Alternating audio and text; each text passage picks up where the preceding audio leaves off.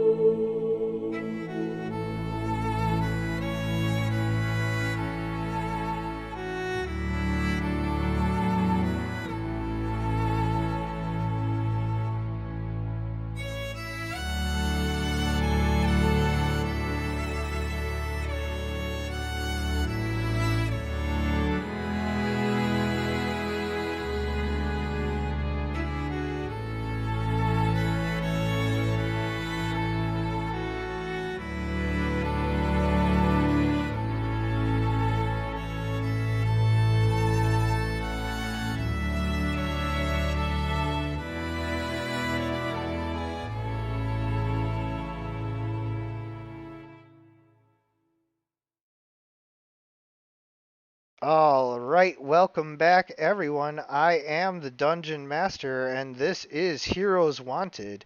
We are rejoining the party after several intense moments between Visanthis's vampire spawn and Visanthis himself riding in a swarm of bats and his head general, the fiendish Dread Knight Laor, coming in, and it was all just a shit show, for lack of a better way of putting it. And the party came away with several fallen comrades, and now as we are reconfiguring the party for the player's perspective and everything. um we have Oberon, a fallen Asimar, and Scar, a Tabaxi. Is that what it is? Leon. Leonin. Yep. Yeah, because some people will skin a tabaxi as a lion like that, and you chose the Leonin race. So you would actually come, if you remember the map of Tenkenarth, you would come from the Horde of the Wilds down by Al Qadim, and all of that would be where your home native territory uh, would be, and your pirate background works perfectly for that, sailing from the ports of Al Qadim, Al Fakirum, other minor ports and places of interest down there. And then eventually you have made your way over to the borders of Carpathia here. And so I don't know which one of you would like to go first, as far as kind of some you know idea of why your character is here in this area, and then that will help me insert you into the story at the exact right moment. So we'll just begin with your description of your character and what you're doing, and then I'll insert into the story and party as we go. So, which one of you would like to go first? I can go. Go for So, it. unless it's cool. So Oberon's a Hexblade warlock. He is a fallen Asimar. So a little background about him is the reason he's fallen is he through some, I'd say, character flaws, at some point became frustrated and swore his allegiance to the Raven Queen, and that's why he's a fallen Asimar. And so he's got wings, but he tries to hide them, and they're kind of broken. And his eyes are black, and his skin is white. Um, that's what he looks like, and he has been sent by the Raven Queen to bring things back to balance. I'd say, like, she kind of is worried about her power and feels like certain uh, enemies might be getting too strong. So Orberon has been sent to actually help the party. Anything else I should be saying? No, that was perfect. I just was making sure that you were done. I didn't want to interrupt.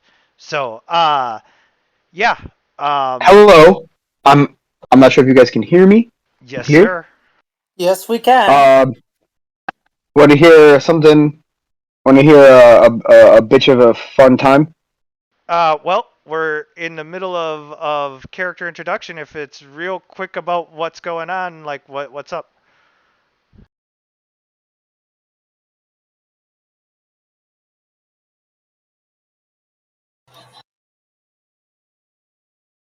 Nova?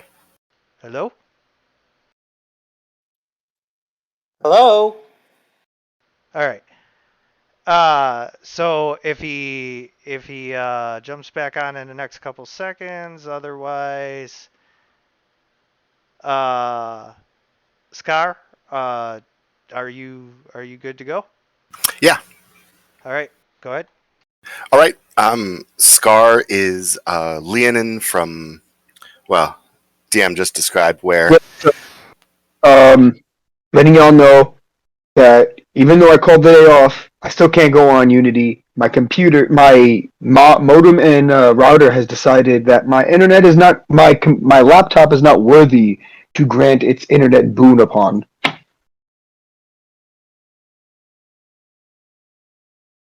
Can you screen share through Discord? Like if one of us, me or somebody else, shared their screen, would you be able to see it on Discord? Absolutely. Is there I'm very happy I bought a new phone today. Is there anyone who would be able or willing to do that? Or otherwise, I can do it, but I don't want to risk because I'm the host server. If I lag, it lags everybody. You know. Stream's up. Yep. There you go. Thank you so much, Bad Data. So Yeah, for real. Yeah, Scar, I'm so sorry. Yes, as you said, I had described from the Horde of the Wilds down by Al-Qadim. Go ahead, please. Right. And so, as a youth, Scar was tempestuous of personality and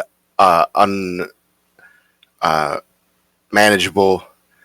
So when he was old enough to get away with it, he left and joined a pirate band sailing out of a port near his home. And as a part of that band, learned discipline and learned how to work for a cause. And over the years, earned his way up the ranks until he was a bosun on the ship. Then tragedy struck. They'd been a little too free with attacking the ships of a certain trading company. They were hunted down by a group of ships carrying the letter of marque to allow them to hunt pirates. And his ship was destroyed. His crew was lost. And he washed up on the shores of this continent with no profession, no allies, and has been wandering the land looking for a way to make his name and make his fortune since. That is awesome and allows for you to actually, we're going to quick little retcon from what I said. You're not going to come from the Horde of the Wilds. With your story, you can come from South Tenkenarth, a land of like much more exotic natural races and everything, and it's more Caribbean pirate themed and all of that. So if you began down there and then washed up on this shore as like a foreigner, if that's the feel you're going for with that, like I'm absolutely willing to have you start there, so that like this is almost like somebody from Europe washing up on the shores of Asia or something, you know. Yeah, and Tenkenarth a continent or a world? The Tenkenarth is what they call the continent, but that's all they know of the world. So it's like both. Okay, so by its inhabitants who are unknowing, they don't know anything outside of Tenkenarth, so they assume Tenkenarth is essentially the world, but it's just one continent in on the planet. Gotcha. Right, and people who know that there's North Tenkenarth and South Tenkenarth, and they like know that as the two big land masses, but they still just refer to the whole place as Tenkenarth.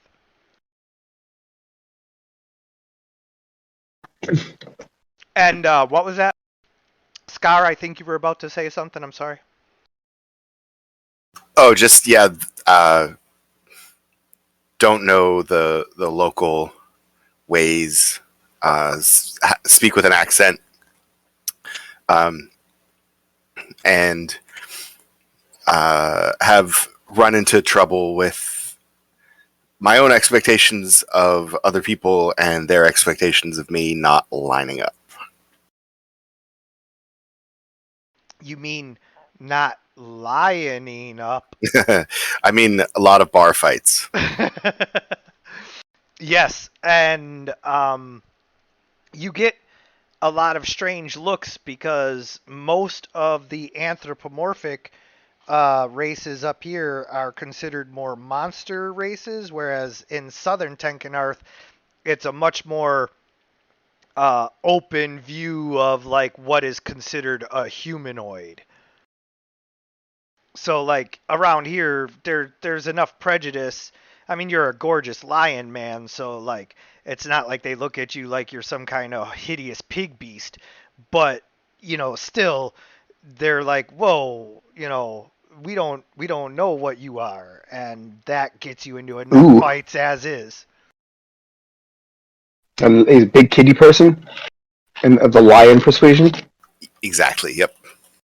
That's pretty dope. Nearly I've 7 always feet wondered tall. what kind of. I've always wondered what kind of happens. So, like, if a lion person was bitten by a were lion, what happens? Did they just become more lion? They're able to transform into a lion as part of that. I know that. So I imagine they become more lion. yeah. Yes. That is true. They would be able to go into the lion form, like a werewolf could turn into a wolf. Right. But would their hybrid form be? They're already like a hybrid. I imagine like a double lion, like sort of like more of Power a lion. lion. Yeah, power lion, big mane. You just become Escanor. Or you or you become like a saber-toothed lion, cave lion type of thing, you know? You become the fucking dire lion man. Yeah. All right. Well, if that happens, we need to get him a sword with an eyeball on it, so you could scream thunder all day. Thunder, thunder, thunder. Thunderclap. Thundercats, roar! No, thunderclap because it's a spell. All right. So that is perfect. I actually think that the best way of doing this then is Oberon, you've been having visions that you believe are sent from the Raven Queen, and with your ASMR background, you're not like just some crazy person on the subway who thinks that they're talking to God. You're like relatively sure that you are getting visions sent to you from the Raven Queen herself, and it is a horrifying image of a vampire lord shrouding the world in darkness and snuffing out all life. And so you're supposed to somehow like end this mad evil vampire's plan. You haven't really been shown how you're supposed to do that, just, that there's a problem and she needs you to check it out. At least that's what you believe. And so when you are arriving moments too late to intercept Visanthus and Loor, you find the party like half broken and bloodied, and Loor flaming in the sky, like, as you guys are forced to hunker down because, I mean, as has been demonstrated, you can't defeat Loor right now. So One thing I forgot to mention about his character too is he kind of has like a dual personality where like he has his old Asimar personality, which is kind of normal and almost cowardly, and then he has like the curse side to him that's almost like the Raven Queen or one of her minions controlling him. Does that make sense? sure, Oh boy, that's going to be interesting. right? So, yeah, you are on your mission from Gad, and you come upon some people who had just been fighting Visanthus, but as you saw a little bit of, like, Visanthus and his general are immensely powerful. He's riding a flying, flaming nightmare. I mean, I don't have to tell you everything. Your other character was there, but this character saw some of it as it approached, and so now you come upon the party, and so Cress and Tak and Nova, you guys see yourselves, running and hiding, and you can roll for perception to see if you notice Oberon in the distance there. All right, first, as we're running, I stop and I fall to my knees and I'm down on all fours as I kind of plop to the ground with just my arms and knees keeping me up. And I'll say, Cress, I can't move any further. This armor is so heavy. My strength has been drained, and they've done something to me. I don't know what to do or where we are to go, but I simply cannot take another step.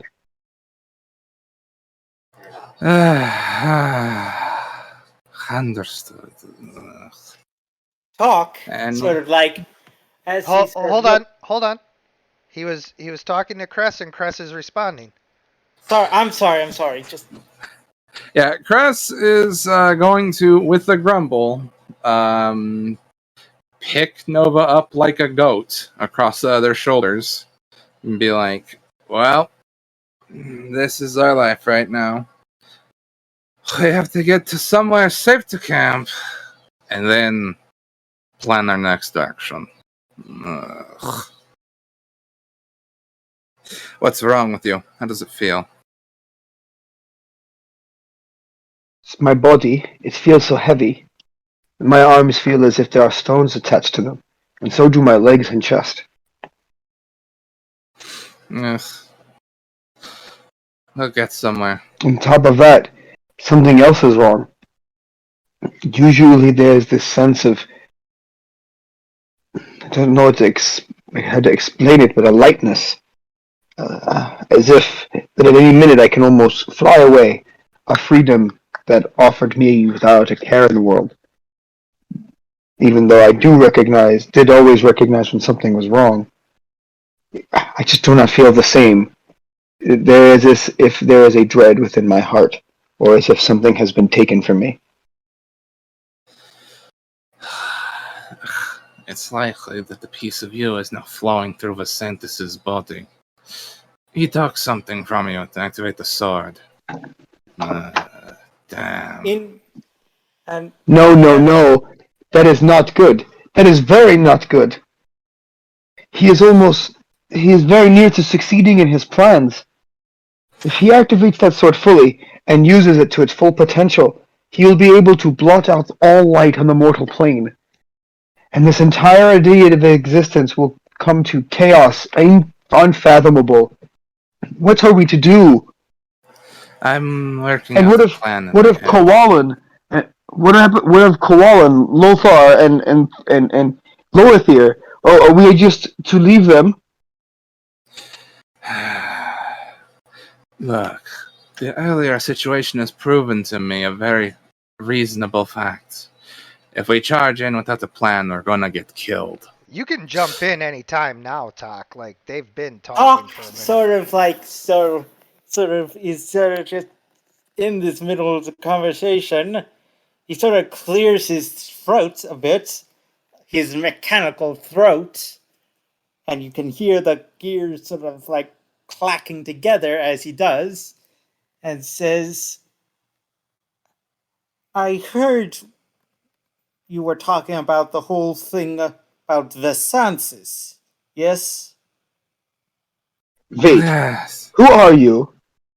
Nova puts a white hood over her face and points at this stranger and says, I don't know who you are, where you came from, or how you managed to find your way into our mess. But if you have any value of your life whatsoever, even slightly, you will walk away you will leave here. You will forget that you have ever met us, and you will pretend that you have forgotten everything you have heard here. Talk sort of sighs and says, if only it was that easy. You don't understand the forces at play when you talk about the things such as Vasanthus.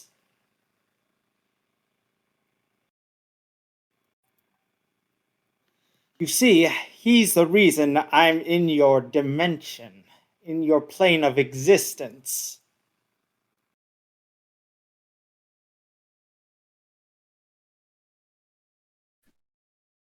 And that is... This is exactly what happened last time.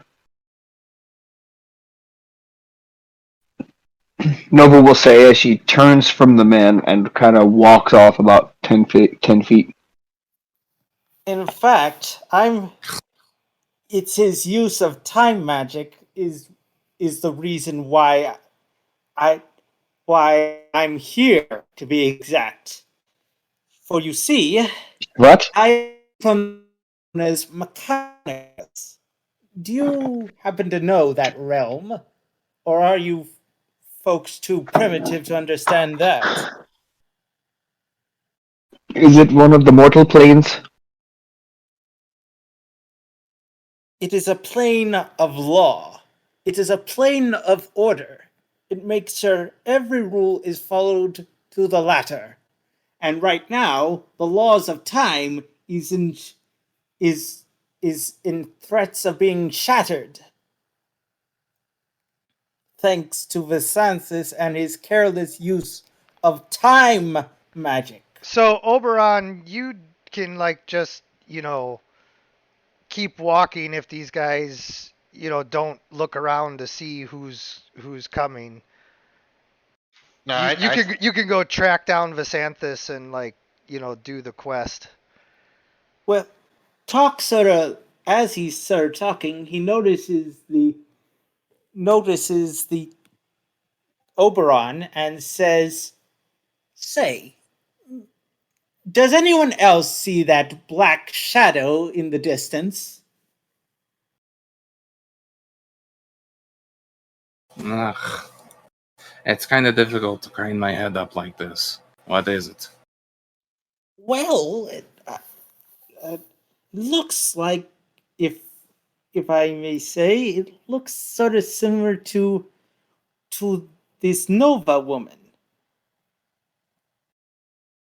but Eh? darker. She has not told you her name. So, sorry. Uh, Okay, so try to remember. As far as setting up the scene goes, so Nova is like really distraught right now.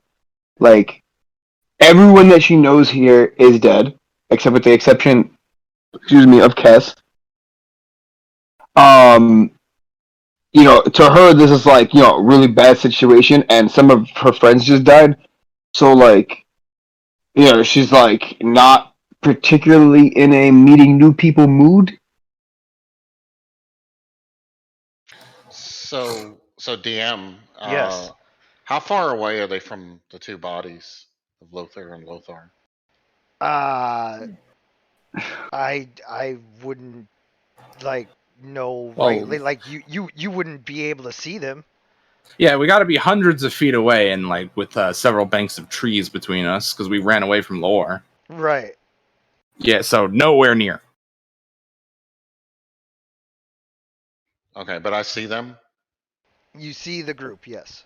Okay, so I'll walk towards them and approach them, and Oberon walks up and he's got pale skin and black eyes, but he walks kind of cautiously and not very threatening, and he just kind of approaches the group very cautiously, and he doesn't look like there's any ill will. It looks like he's not even able.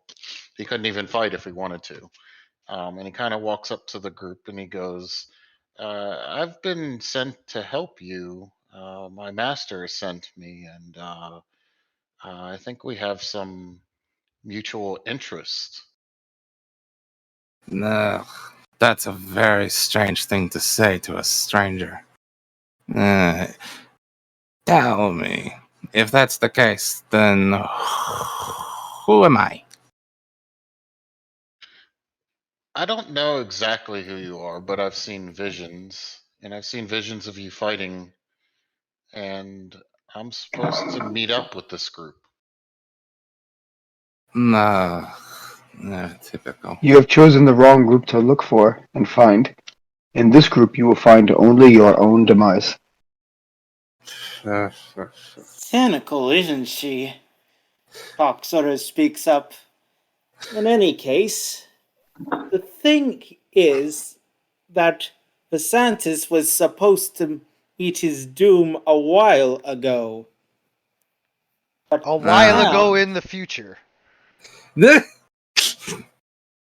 So Listen, Time is funny that way. Like, you can say something is happening in the future, but then but early, it's something you know.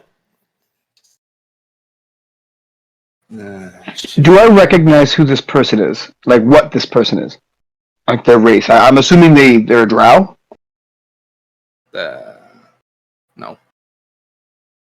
Okay. He had said before, so I don't think it's giving anything away to say he's an Asimar, a fallen Asimar. Oh, he's an Asimar. A fallen Asimar. Oh, okay. So, I've never seen a fallen Asimar before. So I'm not sure. That's up to you if I would know that he's an Asimar or not. You would definitely know that he's an Asimar. Okay, so I say, a man from another time and plane, and another from the dark. This is happening exactly as it did before. And Oberon and kind of looks at you guys and he goes, "My master has a message for you." And you see like an amulet around his neck, and it starts to glow a little bit. And his eyes grow wider, and then he starts to speak in a very deep and aggressive voice, and he says, "I end the race.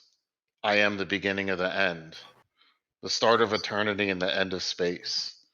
There are one of me in heaven and one of me in hell. I am in water, fire, sunshine, and darkness. I am the beginning of earth and the end of life." And then the amulet stops growing and he just stands there. Okay, then, that is certainly an unsettling message. I assume you're from the Underdark. God. No, he is from the Shadowfell.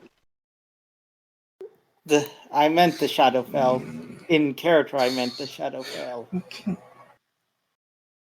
Cass, this is exactly as it happened last time. Now the gods of death are also after Visanthus. I am not entirely sure what we are going to do to stop him, but the situation seems quite bleak, if you would agree. And not only does he have the Arcadius blade, but he has the means to power it and corrupt it. And now, the other gods are starting to take notice.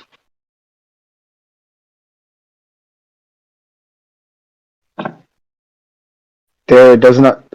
I am unsure of what we are to do, but if we do not act soon, the Santas will lay waste to all that there is, with an endless horde of shadow that will encompass all, including the dark. Nah.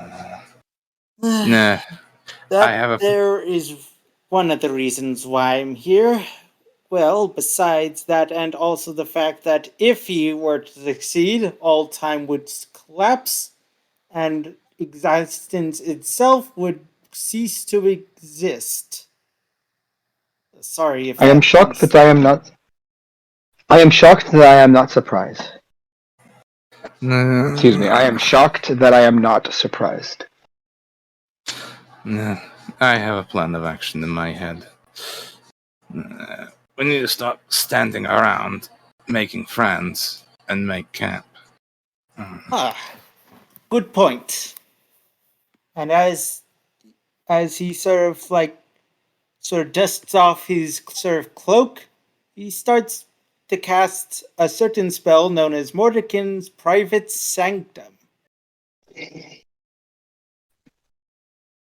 As Tak creates a small mechanical box that, like the introduction to Game of Thrones, just kind of like grows and changes shape bit by bit as little clockwork uh, pieces position themselves. It gets bigger and bigger until it's an entire, uh, you know, house that you can sleep in. Um, you guys get your long rest in, but in the morning, uh, Scar, you are up early hunting, and you come to an area where there is a break between the clouds and rain and like sunshiny bright day. And as you are watching this, you see the strangest sight. You see a group of people, well, maybe people. Uh, what one of them is a robot. The other one is a robot. Another one is some kind of glowing angel, and the last one is some kind of dark angel demon, whatever. And so as you watch them, finally making their way out of the pouring rain and into the sunshine, uh, you are free to decide what you do here. I blink a couple of times, rub my eyes, spit the taste of last night's booze out of my mouth, and look again, blinking to see if I still see this group of people or if they're the result of last night's overindulgence. Yeah, as you watch, indeed, I imagine Cress is kind of wringing her cloak out a little bit from all of the rain as they finally step out of the constant drizzling downpour. Um, Talk is probably making sure all the water's out of their gears. So you do indeed see this strange group gathered around doing their dog shaking off the bathwater dance. All right, so, and Scar is dressed like uh, one of the guys in 300. Got boots on instead of sandals, a big belt, and a cape, and that's it. Of course, loincloth or whatever. And then over his back is a big round shield, and in one hand is an axe, almost as tall as he is, with the blade on just one side.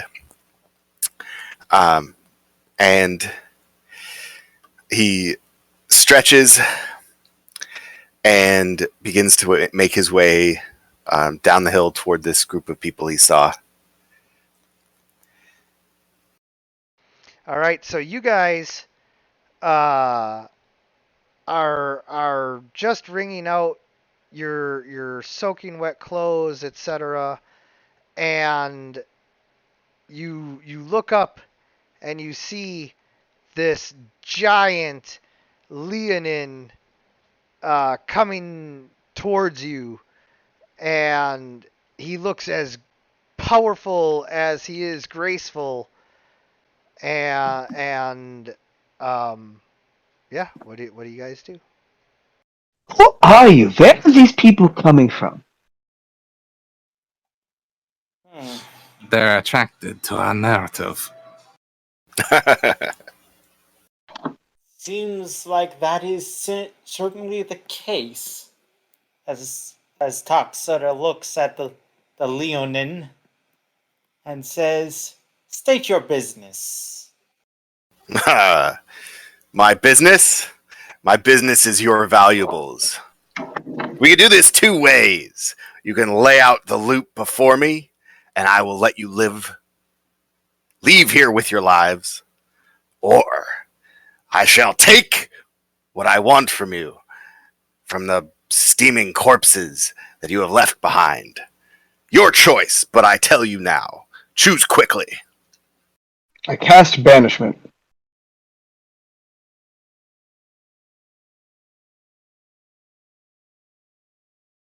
Well, you begin to cast a spell. That would be entering initiative, but kind of an aggressive approach here. He'll be harmlessly floating around for 1 minute in a pocket dimension. No, not the banishment. No, that's perfect. Chris doesn't really want to fight. So banishment is a great way to be like, don't You're messing with the wrong people here. This approach is not going to work. It won't hurt him in the slightest. Okay.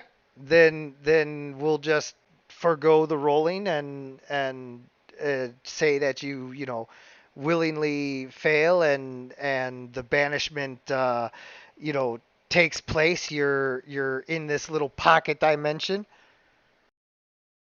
You get a I am timeout. not in the mood. I'm so sorry. Go ahead. No, that's all I But was that's saying. true. You get a timeout. Go ahead.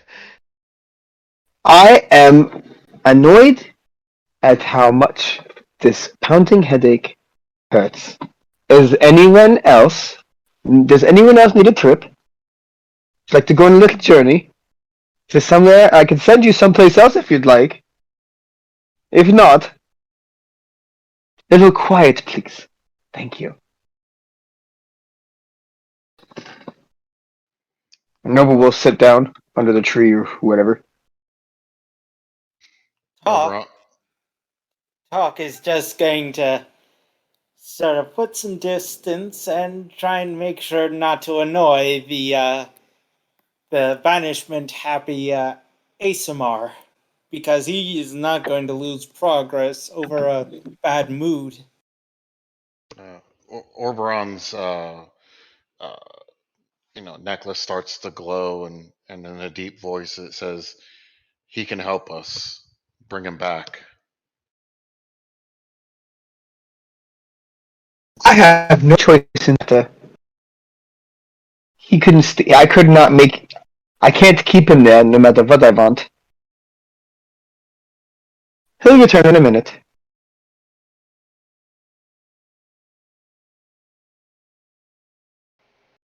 And indeed, like 60 seconds. It's like baking a cake. It's more science than art.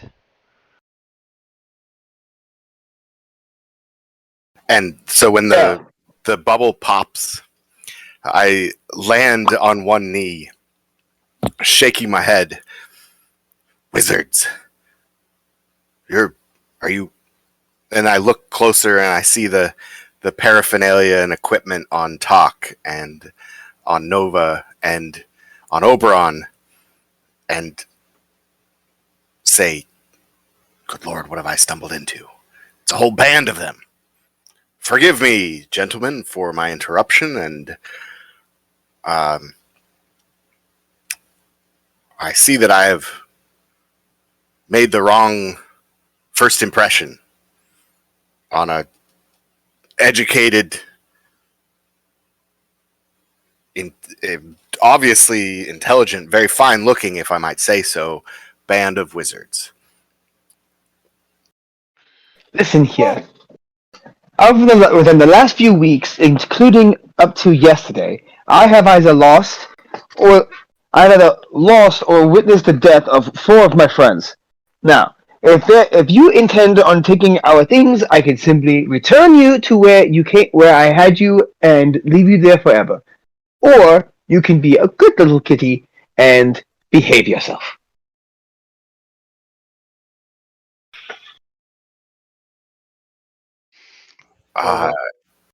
Go ahead. Oberon walks up to Scar and kind of says, "Master says you can help me collect souls. You need to come with us. Pay no attention to the mouthy one over there."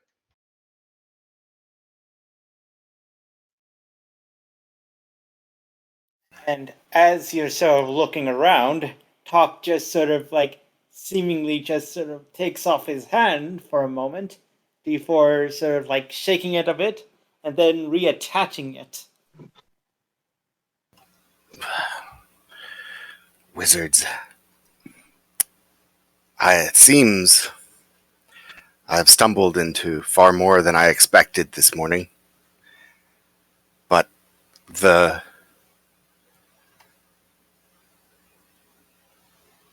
feeling of fate and of glory lies thick on you. If you will have me, I will join this band, although I am not a wizard. I will aid you in any way I can.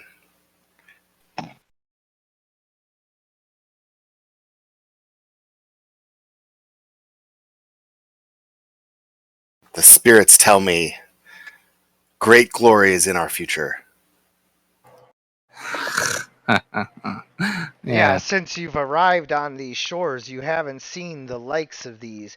You've seen a lot of, regular ass, you know, people just average Joes and plain Janes and peasants and even the people who are more than peasants. Like you come from exotic locales where there's like parrot people and shit. Like this is some real like mundane stuff here. Even though it's like foreign to you, it's just not the crazy world that you come from.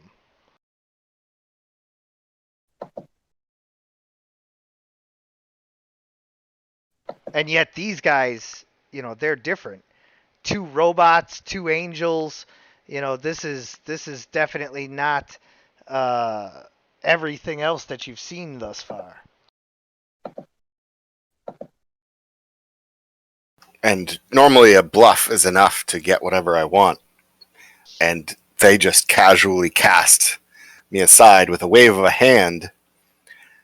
They're powerful, and there's a story here, and that's what drives me, is to find a great story to be a part of.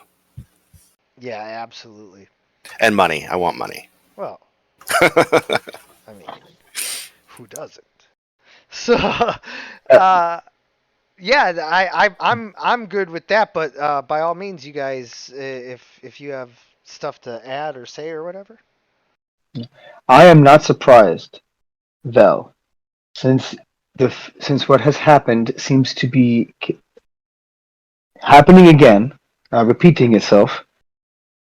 I may as well share the story once again. My name is Nova Solar Flare. I come from your future, which is my past. In the future, Lord Visanthus blocked out all light on the mortal plane, and deities, undead, and all monster and mortal alike turned against him. In the end, Visanthus was victorious, and the last of all that existed was him and myself.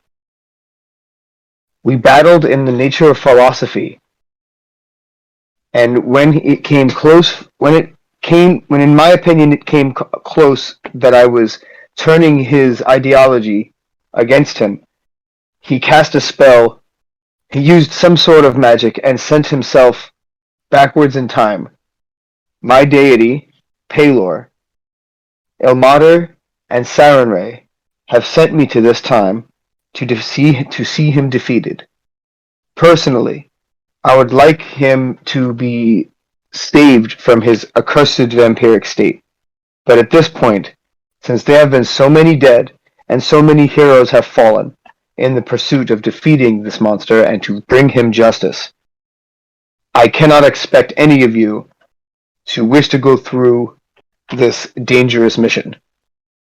We can use all the help that we can get, and not stopping him now will only result in your deaths in the future. But know that I cannot guarantee your safety.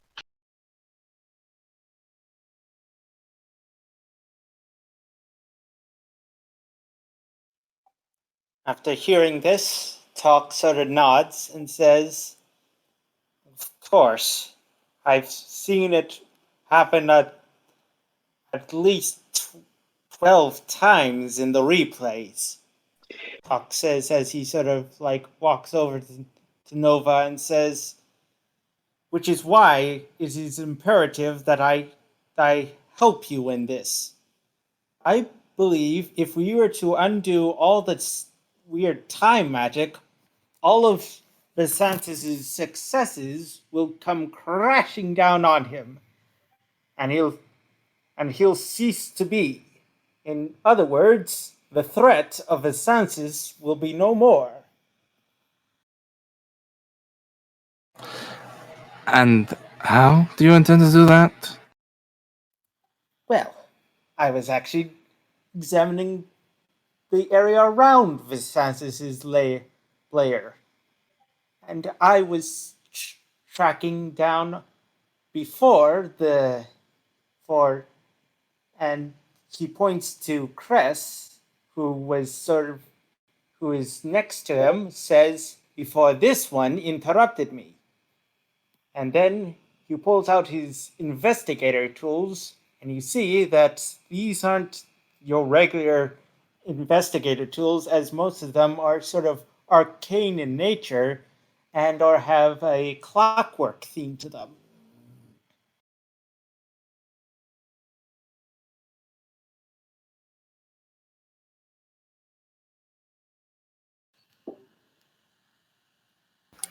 Scar will again take a knee before Nova, putting them about on eye level, and say, I have wandered this land for months, looking for a captain worthy of following, and it seems at last I have found one. Regardless of the circumstances or any risk we might face, you have my service until our ship meets destruction or we are bathed in glory and riches. Either way, only your word will release me from service. And I bow my head before Nova. Your bravery may be a great strength, or your greatest weakness.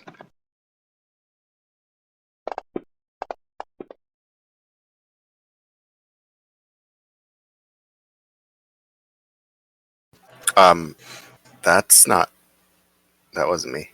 No. I was just testing something in the background. Don't mind me, guys. Okay. Pay no attention to that man behind the curtain. That's your current status in the Discord. Yes, it's my little inside joke about being a DM. Wow, this is all very touching, but I see a lot of hands on deck, but I don't see a plan of action. Not a real one, anyway. I have ideas if anyone wants to listen to them, but we'd have to get to that part first. So, let's ask the big question. Does anyone have a complex idea as to how to go about how we proceed? Because I have. At least, I would prefer that we rest for a day or so more. I am still quite weakened from our fight. Oh, well, that's never in question. I mean, let's be honest here. There's one thing I won't be allowing anyone here to do, and there's no plan that we can have which involves just charging back in. As it's become obvious to me, I think it's funny and ironic. Well, some people, not to be named, weren't exactly taking Visantis all that seriously, considering all the Chevalier run in without a plan and, well, lose we just did.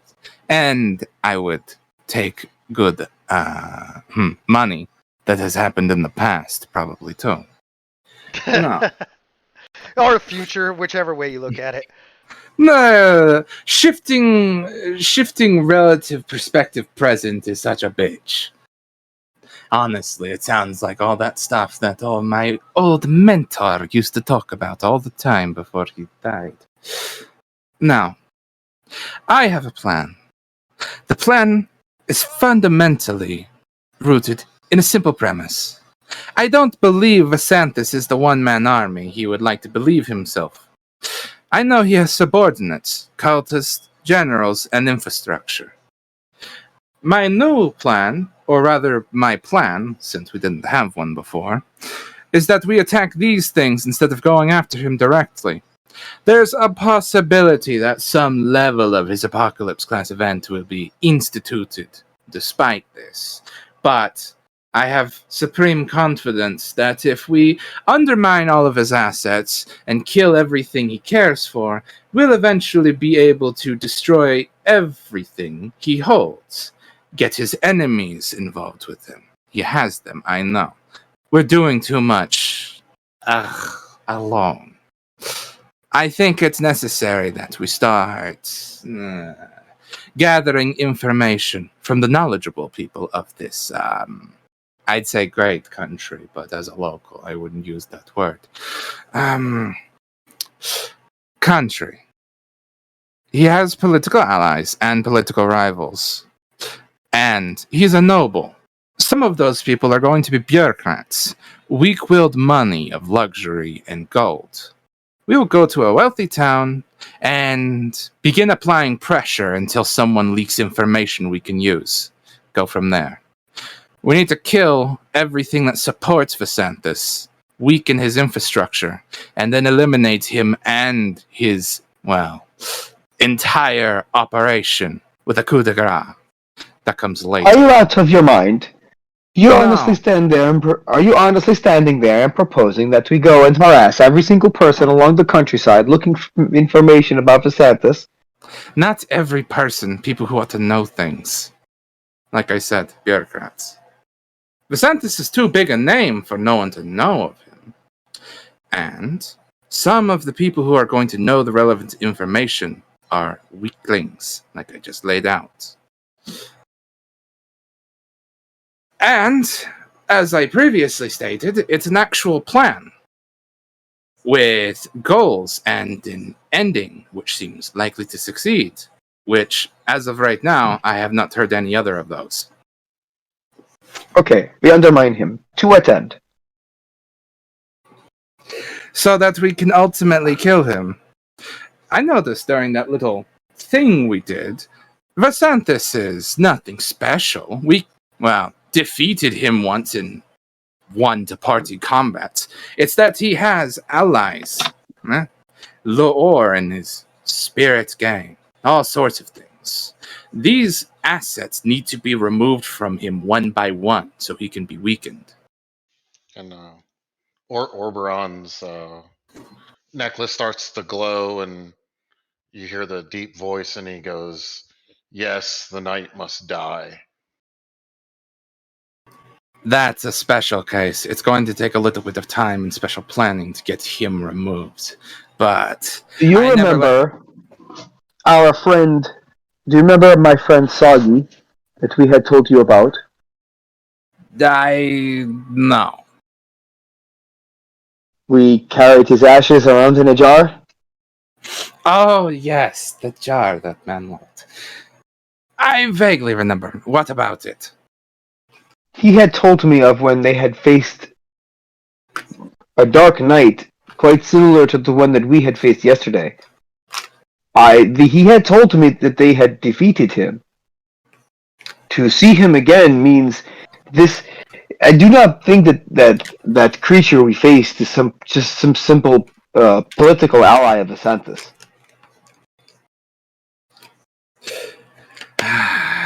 No. Just a DM note. You guys had defeated him in the future.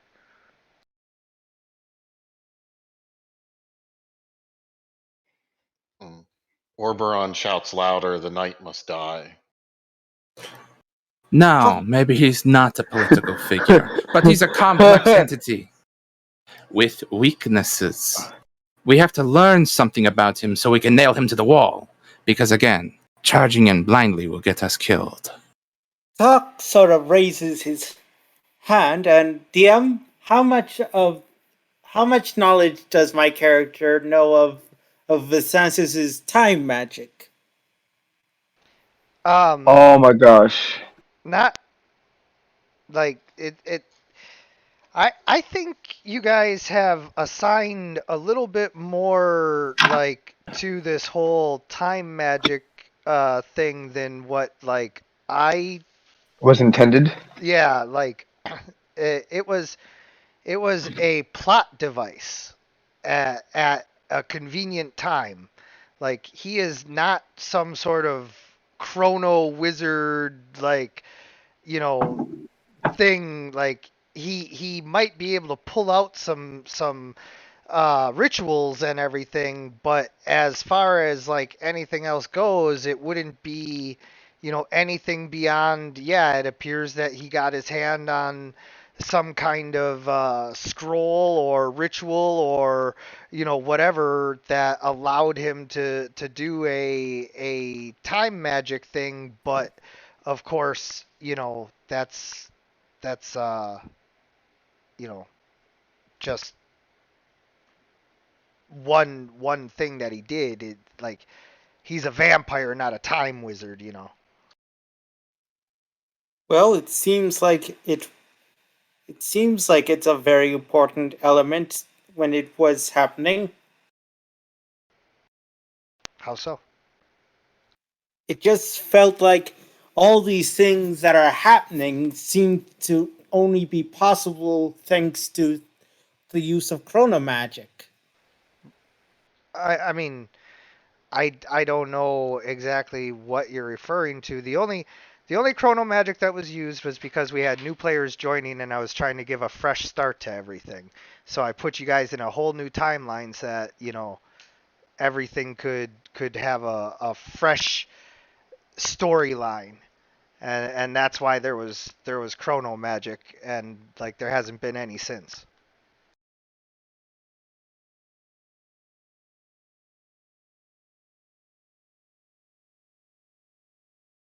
Of course, we ended up back on Vasanthus anyway. So, fat lot of I, for one, am totally with Hazard that maybe there should be timey-wimey stuff. Because I don't know if you guys played the Legacy of Kain or the Soul Reaver series, but it's vampires and time traveling. It's the whole shebang. Although it's a completely different story. So I'm digging it. There is time stuff going on. Obviously, he cast a time spell and transported himself back into his old body. There is time stuff happening. It's just that wasn't supposed to be a big part of his character, as far as like he's not a time wizard. No, of course not. But like I was just thinking, it's like vampires in time is a really dope like set of circumstances. So I mean, I just feel like I'm if totally for that. I feel like if Talk knows how to undo the magic that Vicensis has done that is time related, then all of his sort of like careful planning will come undone, and he'll be very weakened, much weakened. He didn't send himself back in time because of careful planning. He sent himself back in time to escape his ultimate fate. Yeah, I mean, this is the way I look at it, guys. Is like this isn't. We play characters in the DM's world, right? So, in my view, we just got to go with what he puts in front of us. I don't like want to come across like I'm saying that. It's just I didn't like make the time thing a big thing because it wasn't supposed to be, and so when I hear that it seemed like it was, I'm going to point out that like there was only one thing that happened, which was him sending himself back in time.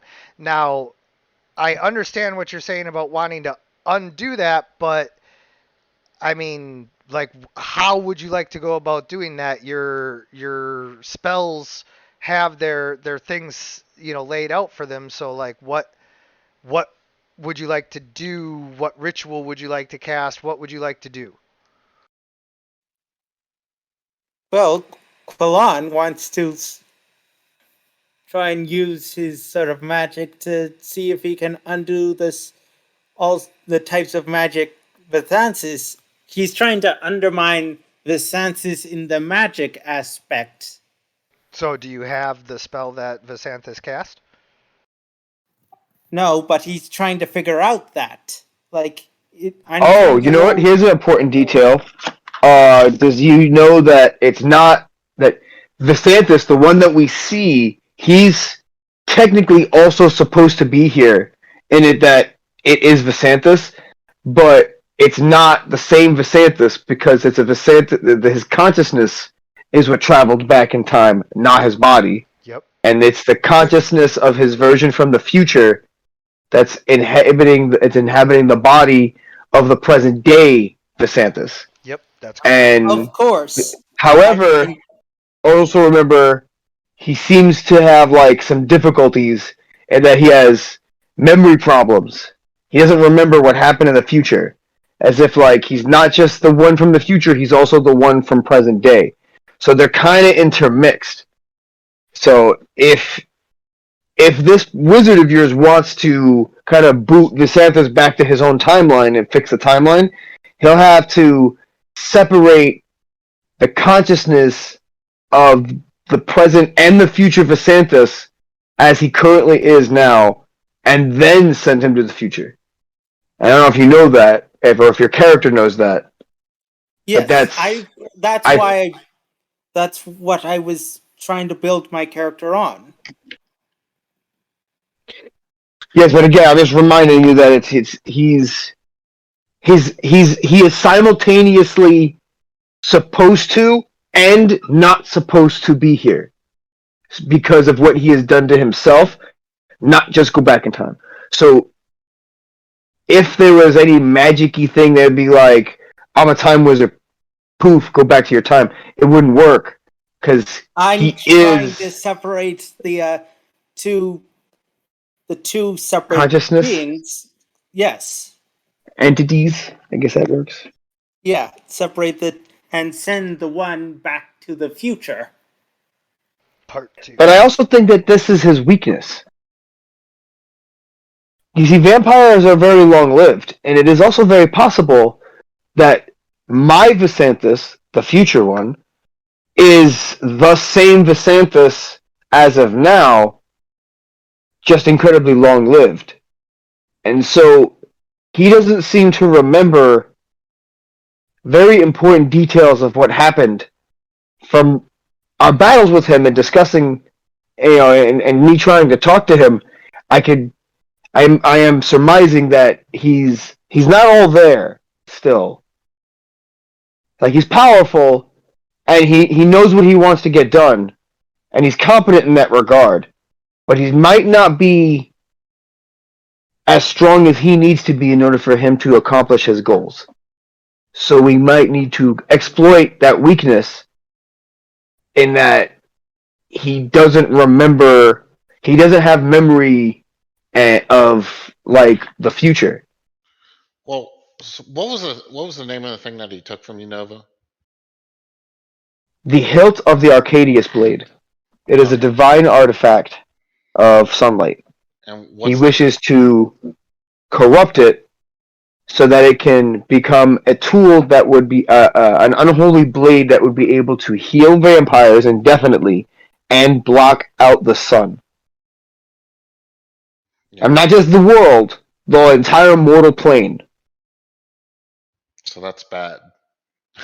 that Yes. that's kind of what I'd say like the mission of my character is to stop that from happening. The darkness that he will spread will be mightier than the darkness that we have now, and even evil will have to either kneel before him or be consumed. And my character is just trying to make sure to send the future self that is tied to the past self back to the future and separate them. And in doing so, weaken the current state of the sort of plans. Yeah, and I totally get that, but without having like access to some kind of knowledge of what ritual he used or whatever, like That's why I want to roll a arcane check to For what? do that. were see if I- were you there at the ritual to even study it? No, I can't speak for the DM, but I think that is a great quest, Exactly. like a side quest for your character to be on. But I wouldn't expect you to try to like have to be able to figure that out immediately. I think it is a great mystery. I'm sorry. I just want to get this wrapped up because like we've spent too much time on this. The whole point is that Tak was not there at the ritual, has no access to like anything, so I don't know how you're even like trying to understand it. That's a good quest, and I'm glad you brought it up. But Yeah, I right now understand. at this point, like there's just nothing for you to even go off of, except for maybe some descriptions from Nova. Understood. I, well, that's sort of like now another sort of goal I need to make, like to get to see if I can figure out what sort of ritual he did. Yeah, and That's I think this is all part and parcel of kind of what Cress was talking about with like maybe you guys can research what rituals and magic he has through his cult and undermine the power of his cult. You know, maybe you can take away resources by attacking Lord General Visanthus is a Carpathian noble. So like he controls territory and collects taxes and has villages and hamlets and all of that. If you guys were to attack those, he would send his knights and generals to go defend them, and you might be able to get them one on one. There's ways of attacking Visanthus that aren't head on, and I think that's kind of what Cress is getting at with if you guys don't just wait around for Visanthus to attack you again, but also don't just charge in head first at him, but rather, for example, maybe you go on a quest to try and find the rituals that Visanthus used. A good place to start would be like, what's the libraries, what's the mage colleges, what's the, whatever in this world, where can we go for that? You guys could start there with looking for rituals for that sort of thing. Otherwise, um, you know, you can extrapolate like how to begin all the other parts of different plans of all of that. But instead of just sitting around waiting for Visanthus, being proactive and attacking him and chipping away at him is one plan. If you guys have other plans, like, you know, I'm welcome to hear them, but like as far as I can tell, we have a complex problem. Best way to go about a complex problem is to understand it and take it apart in pieces. I have no idea what you guys are talking about, but if anybody gets in our way, I will bash them with my axe until they stop moving. Yeah, it's part of how. Oh my! solid plan.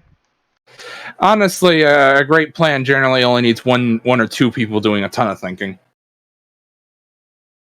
Do you think that it would be possible to infiltrate his minions? I guess I don't know. I guess what I call them. Forces. Maybe for some other group, but look at us. How the hell are we going to pull that off?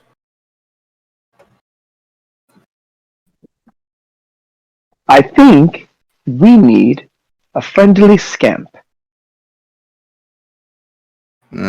Possibly. I have the impression that if we go knocking on the right doors, that little operation is already underway. Visanthus has enemies, and those enemies have spies. There's a possibility that the infrastructure we want already exists. Oh yes, let's just go find us some spies. Nah. Well, I mean, if you know how to get a virgin operation off the ground, be my guest. But it's my understanding that there are other people who already know how to do this stuff better than you or me. But What did you let's say go about find some virgins? spies. Not that kind.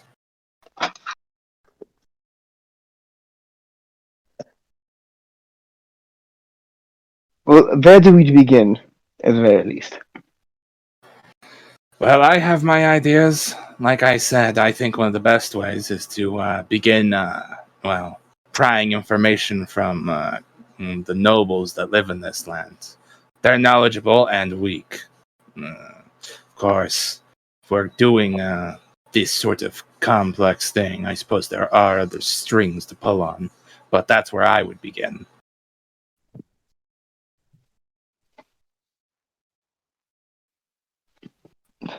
Well, it seems that you I'm are gonna make a history experienced check. in this regard. I suppose you should lead the way. Right. Just the moment all my bones are back in place, my things are checked, and I no longer feel like I'm going to die when something breathes on me.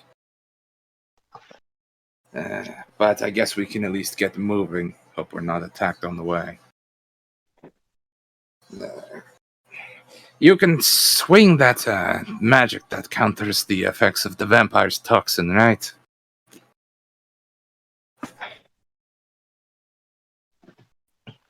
Excuse me. I would prefer not to have to wield a weapon.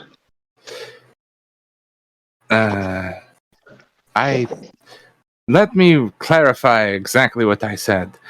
I still am suffering from the effects of vampire toxin. Can you cure it? Oh yes, absolutely. So I guess if have we rested?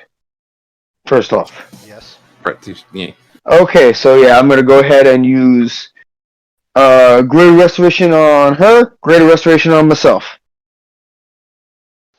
Okay. I believe I should be back in the fighting mood here, but you're kind of back to where I was. I'm not all like limping in my armor. So I'm going to your actions and greater restoration is a level 4? No, level 5. 5. All right. So 2 level 5 slots. That's both of them. Oof. Yeah. Well, all my stuff has been. I don't think I have protection from poison, or if that would even work. And my strength has been like made 7, so I gotta be able to walk around and whatnot. Yeah. All right.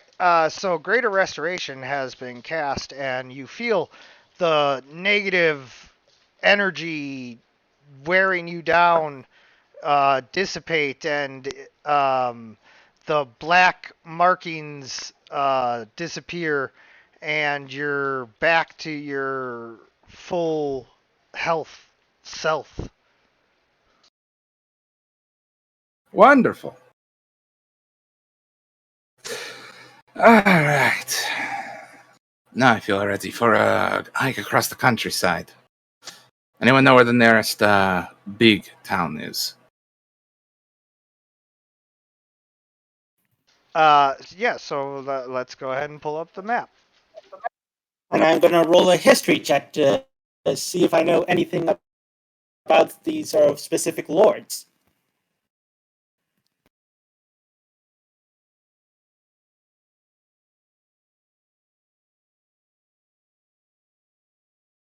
I see a dice got rolled, but I don't see any results.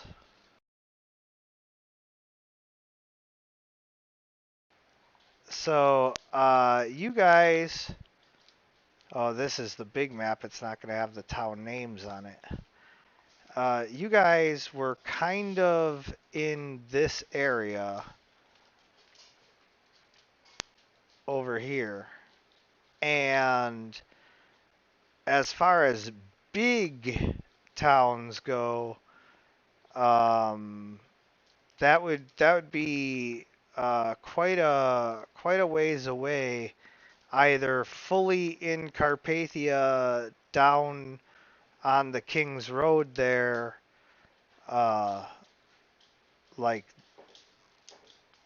down here, or up on the King's Road, um, here or here, any of these towns are like bigger, but those are all quite the distance away, and you're on the wrong side of the hills down here by Carpathia to be heading back north into Caledonia without it taking quite a bit.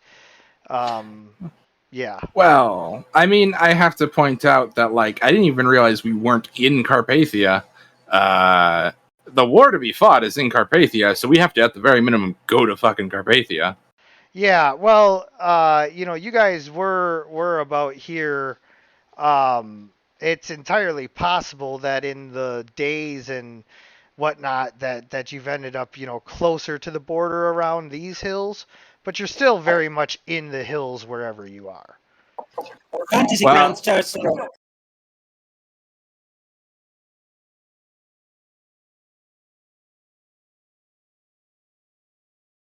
What's that, Hazard? Fantasy Grounds kicked you out?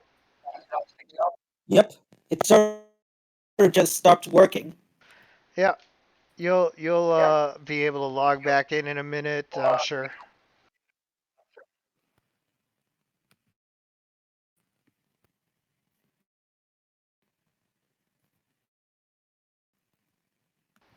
Yeah, so here we can see like the edge of Carpathia on this Border Kingdoms one.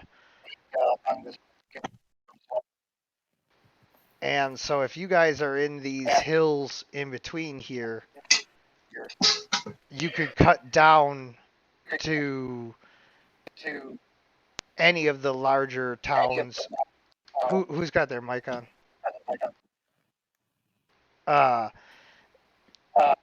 Kastra is the capital, so obviously that's a big one. But then any of those towns along the road there would be bigger.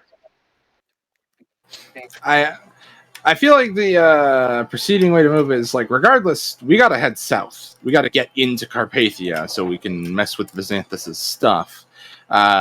And if the big town is a bit of a walk, well, I guess we could look through every other Carpathian town we pass through on the way. So long as a Carpathian town contains some sort of Carpathian noble, there's a potential for some sort of information that's useful. And finding out either allies or enemies.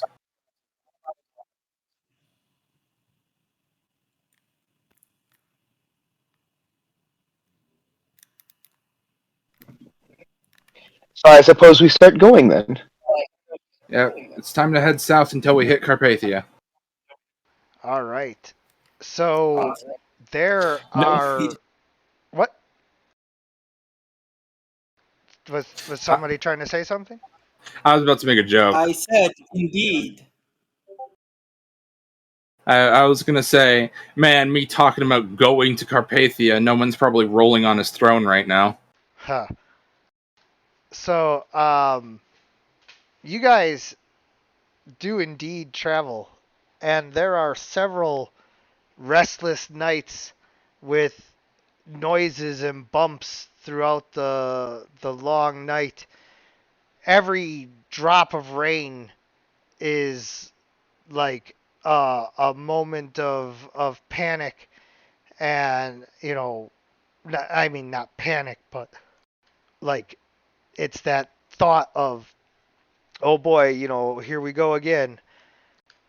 There are shadows that follow you, and on several occasions you are attacked by an indeterminate number of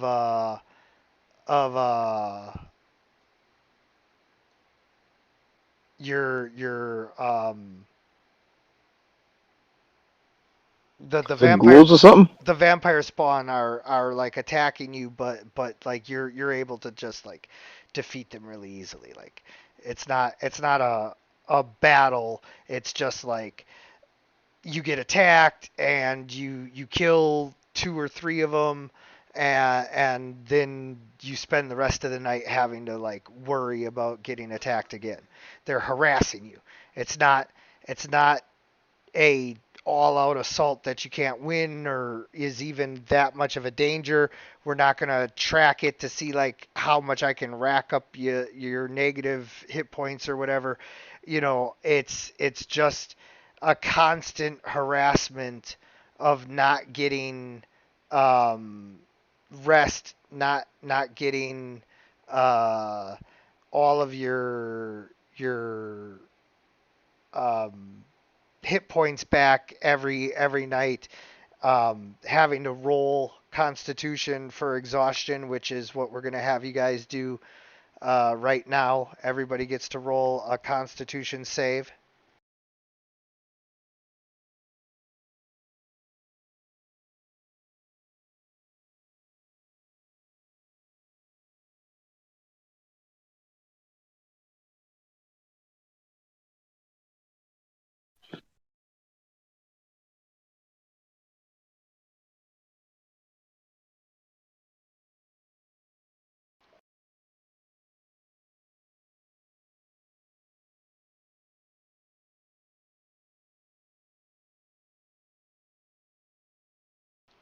All right. Oh, good. You're back just in time. Constitution saves.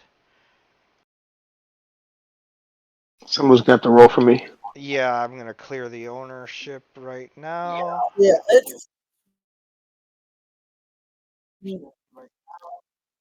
weird. It's like Fantasy Grounds is being weird with me. Yeah, it might just be internet thing, or it might be a software thing, or hopefully it gets resolved, quickly. But um, for now, Oh, would you reset my armor class back to normal? Now that my strength isn't like 7. yes. But Bad Data, would you roll for Nova, please?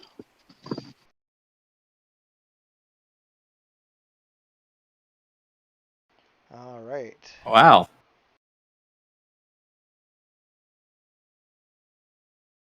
So now we just need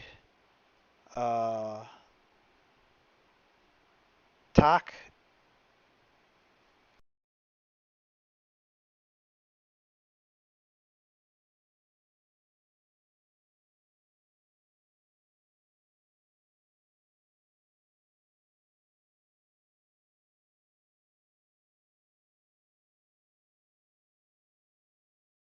Are you there, Hazard?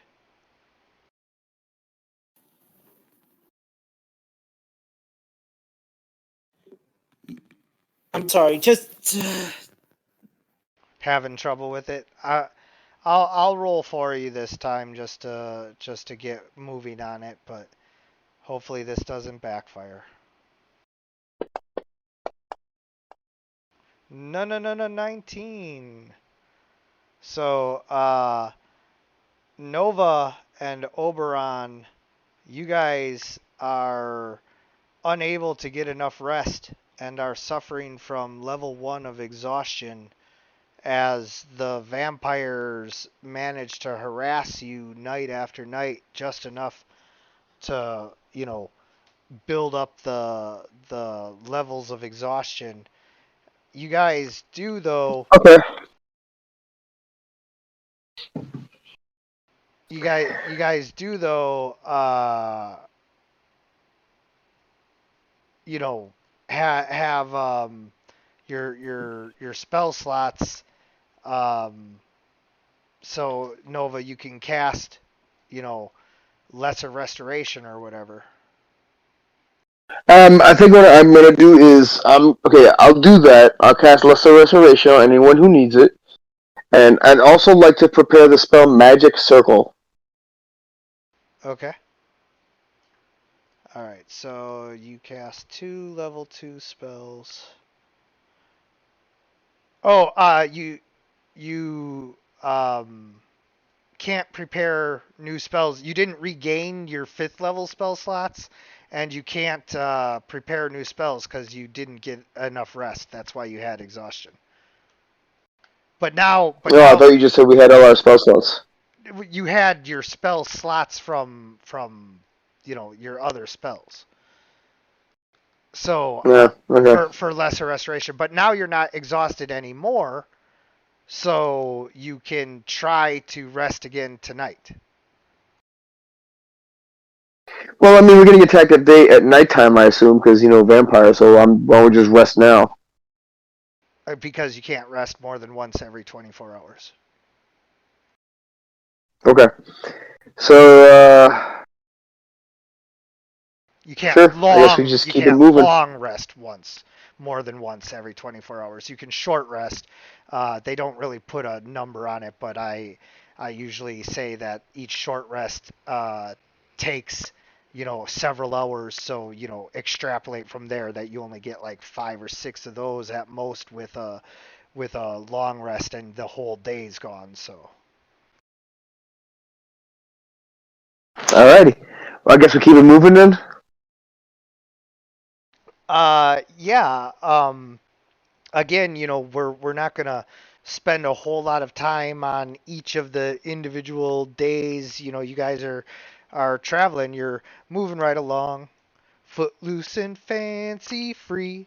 And as you travel down the road, it's peasants and farmers. That's kind of synonymous. Peasant farmers, but the typical NPCs, and although there's all kinds of flavor and world to be had, you guys are on a serious mission here, and so you don't care about old Joseph the NPC's quest to save his dying wife right now. You don't got time for that. So you kind of press X to skip a lot of any of the interactions that would be going on that would only serve to make it seem as though I was purposefully trying to throw red herrings at you or sidetrack you.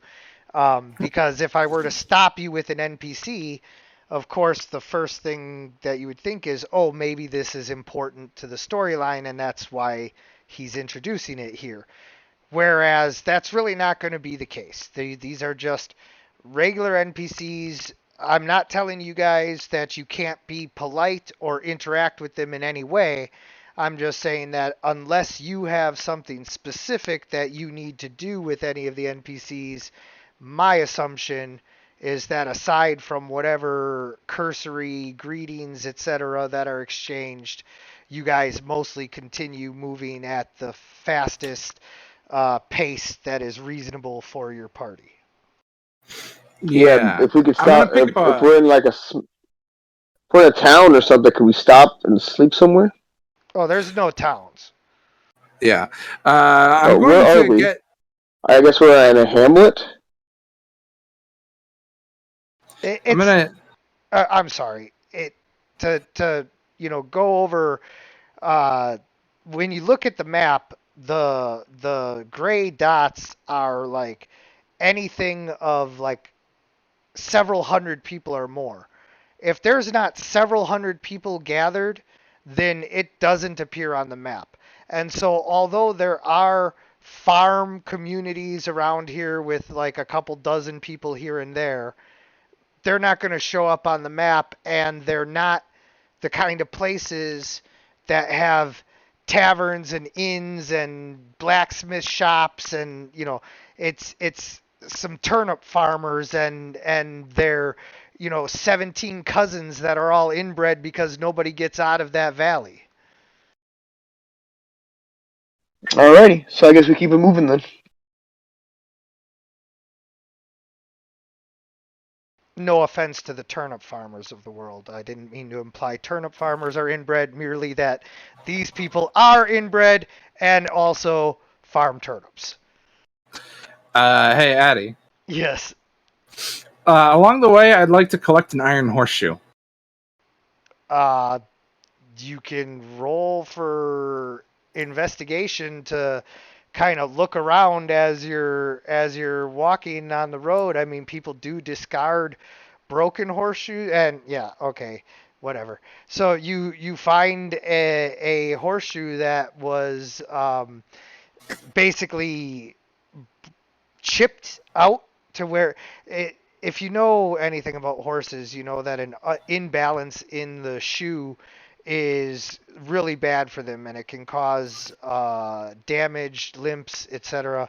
And so this horseshoe got a chip taken out of it somehow, and it made it so bad that the horse was going to be off balance, and so the farmer, whoever, just unshoed the horse, tossed the broken horseshoe aside, and kept the other ones and kept going. I see. Well, I now have the iron horseshoe I wanted. Thank you. Yeah, but it's broken. Yes.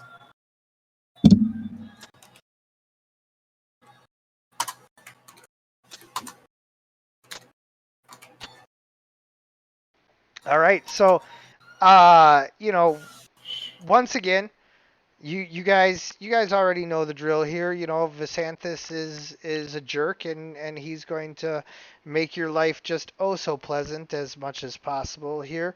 So Constitution saves for all.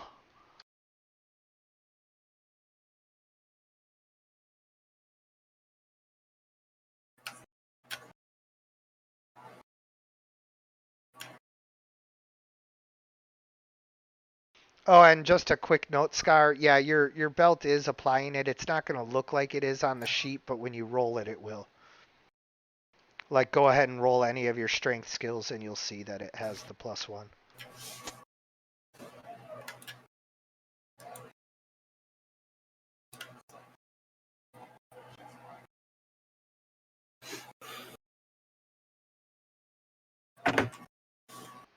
Yep, +5.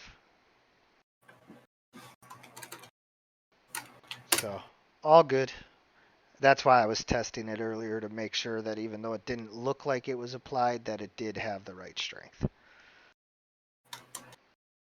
And Cress, what is going on? Your robot body is breaking down. You can't handle the stress of constant vampire attacks. And so as you suffer from exhaustion,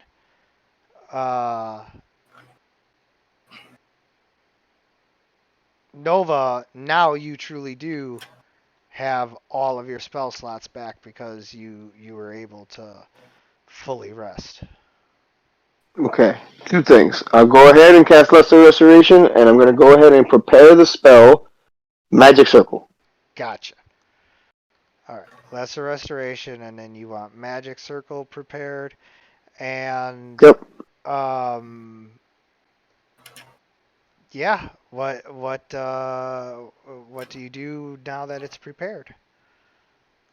Well, I don't think we are where we need to be. Oh, you know what? I'm going to use Divine Intervention. Oh, okay. To do what? Return the Arcadius blade to me. That's a fat chance. Yeah. You do not receive the Arcadius blade, but you do get What did I roll? a 96. You do get a divine beam of light that, as it shines down from the heavens, transforms itself into a shining, golden, sparkling eagle that descends down to speak to you. Anybody who sees this, the only thing you see is like maybe a ray of light that is like shining on Nova, and Nova like lost in a trance. It doesn't even look like anything all that special. It just looks like a normal ray of light. But to Nova, you see this like beam of light, like a laser, come down from the sun. And as it does so, it transforms into the eagle, all glittery and shiny. And the eagle is in front of you, and it's huge This is like a 4.5 foot tall eagle here, like just monster sized eagle. And it begins to speak to you, but in your brain. And it is the voice that you imagine Paylor would speak with. And as the eagle speaks to you, you know, behold the Metatron, herald of the Almighty and voice of the one true God. You know, it lets you know that the Arcadius blade is safe where you left it, and that if you need to get there, that his wings are here to take you there. Knew it. Good. Go all the way back to. Iru Moria.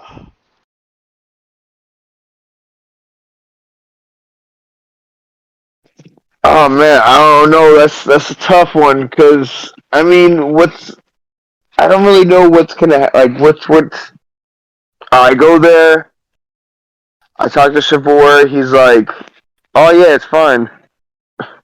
and then and then what? Like I spent 9 million years walking back. I mean, do you want round trip airfare? I'll like, where do you want to? You rolled a 96 on a divine intervention. I am here to divinely intervene. You know it's supposed to be like a literal 10, right? Like or lower, not like 90 or above. Yeah, I know. It works the opposite when I roll. Oh, okay.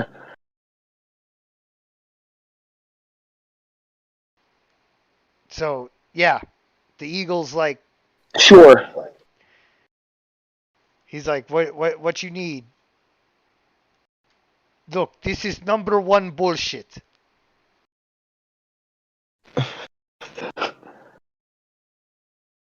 So you wanna go? Okay. Now all of a sudden, as you guys are standing there, you see an eagle, at first some 4 feet tall, grow to impossible size and wrap you all in wings, 100-foot wingspan, and it just wraps you in these giant golden like feathers of light with sparkles of photons of light coming off of them, and suddenly you're all transported to the golden temple of Iru Moria. You're in the golden halls that lead with all of the spa waters and everything. I forget, Brawler, if you were with the party the last time they were here. No. Yeah, so this place is like the Vatican, but like all clerics of Paylor. There's a lot of gold, a lot of like Roman bath type of stuff. There's your standard healers that like heal without using magic, but they also have like low level magic clerics and everything. And um, the leader is a gold dragon by the name of Shavor, and you guys are like walking up to. I wouldn't call it. Yeah, I would. I would definitely call it his throne. That's what we're calling it. Like they go out of their way to try and act like it's not a throne and a hierarchy, but it's literally a golden set of steps with like golden laced carpeting, like real gold foil carpeting, leading up to a golden chair that a golden dragon sits on with a big ass golden hat. Like, yeah, this is this is a throne. So, um, he is just sitting there in all his regalness. It's called a palpacy. The chair which like a religious figure sits upon. Yeah. Is this like on the map or is it someplace? Iru Moria? Yeah, here, I'll show you where it is on the big map. I'll mark it up. Hello? Hello? Sorry about that. My Discord decided to go wonky. It's okay. And So in any case, Talk sort of notices that with the eagle and says, "What in the world was that?" Iru Moria is right here. Okay, I got you. So yeah, you guys went a long way. So Oberon turns to the group and he says, "Where are we?"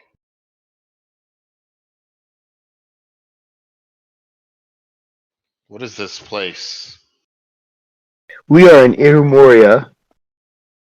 I apologize for the sudden, the sudden suddenness of coming here. I wasn't exactly expecting this myself. I had asked my god to retrieve the Arcadius blade for us, and the eagle that you saw told me that it wasn't in his possession and that he would take me to it, and brought us here. So who has the blade?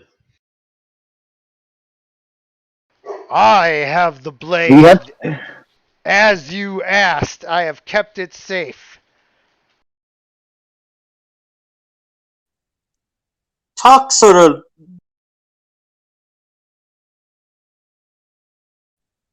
and Shavor. Horrible things have happened. Almost all of my friends have died. We couldn't save we couldn't save Sagi. Worse yet, Lothar, and Kuwalan have either died or been taken by Visanthus. He showed me in his hands that he had the Arcadius blade, and I believed something horrible had happened to you. I am glad to see that you and Irumoria are safe. Yes, indeed. I have lived for, 3,500 years or whatever we said. I certainly don't plan on dying anytime soon.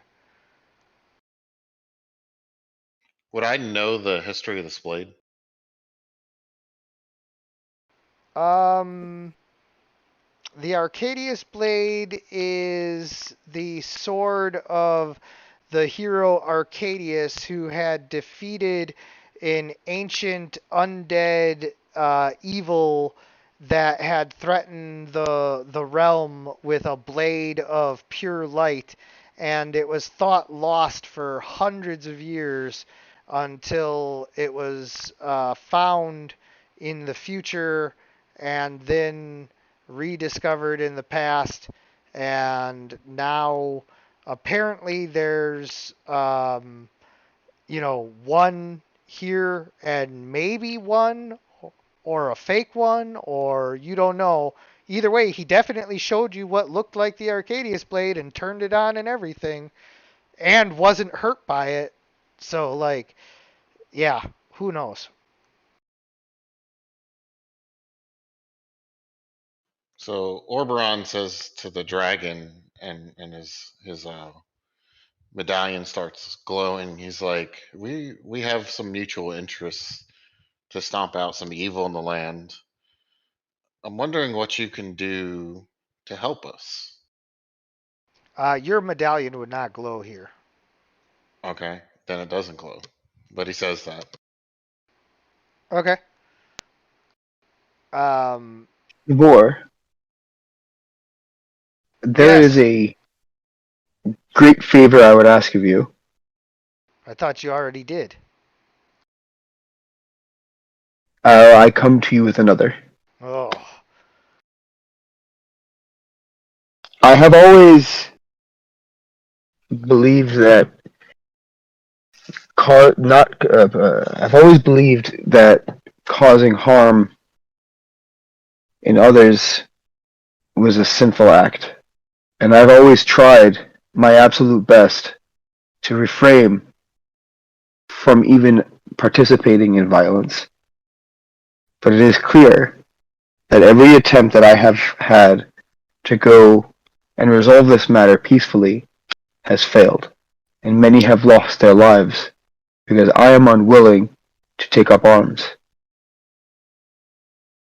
Within me, there was at least a light before Visanthus took it from me. I feel it slowly being restored.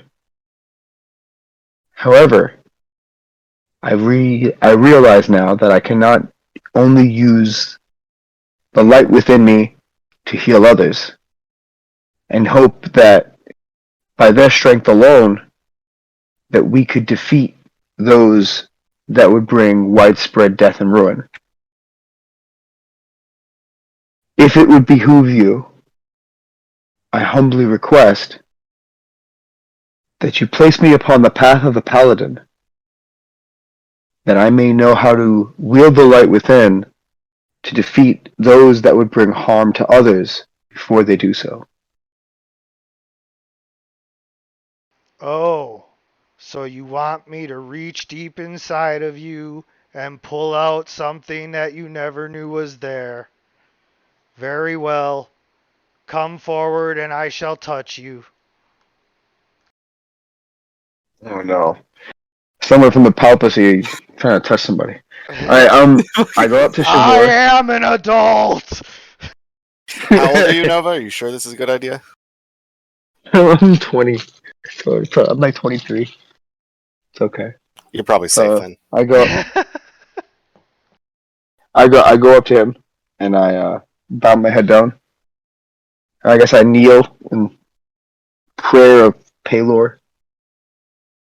Yeah, so he applies a special oil and chants a ritual that takes like half an hour, but at the end of it, you are free to change your class to whatever you wish.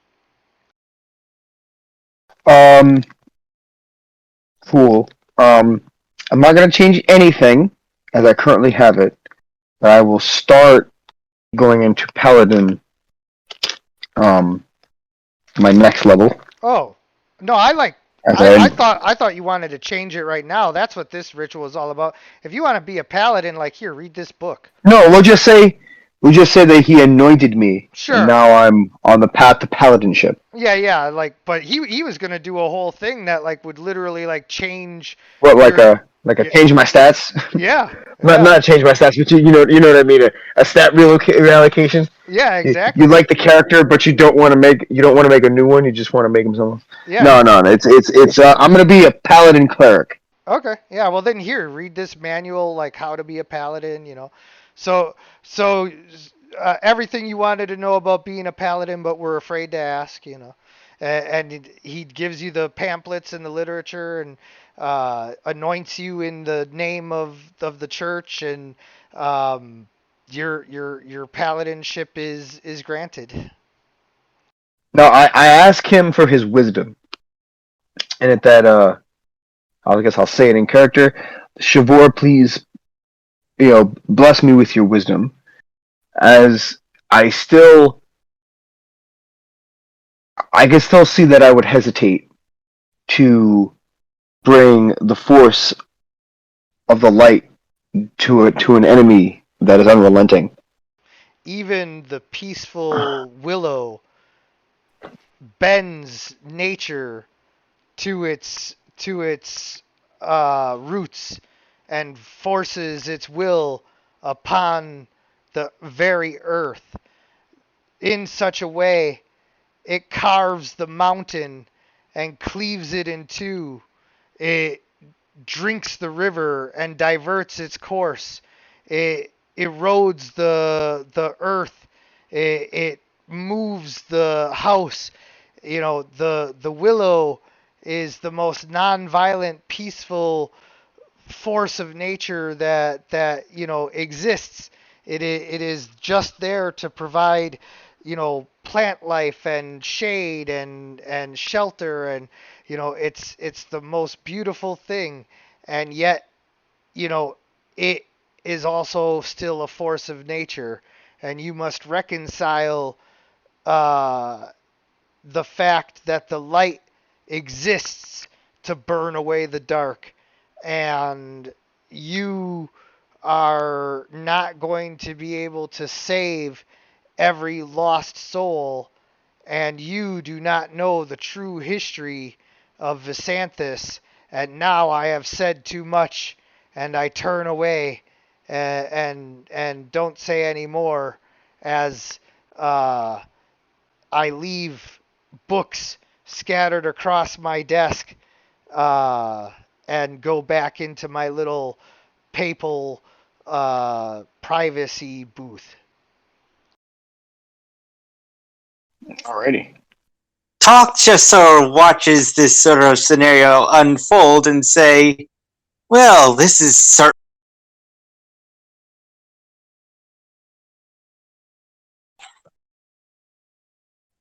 Also, I feel like as if you were going to do something different with that sort of prominent power of the gods.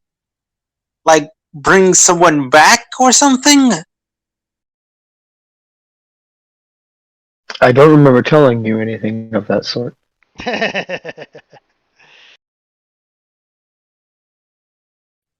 It's a joke. Just sorry. No, he's also making Well- the joke that he didn't say that to Tak, so Tak wouldn't know. And to be fair, it's I gotta be more realistic with my expectations of using divine intervention. So if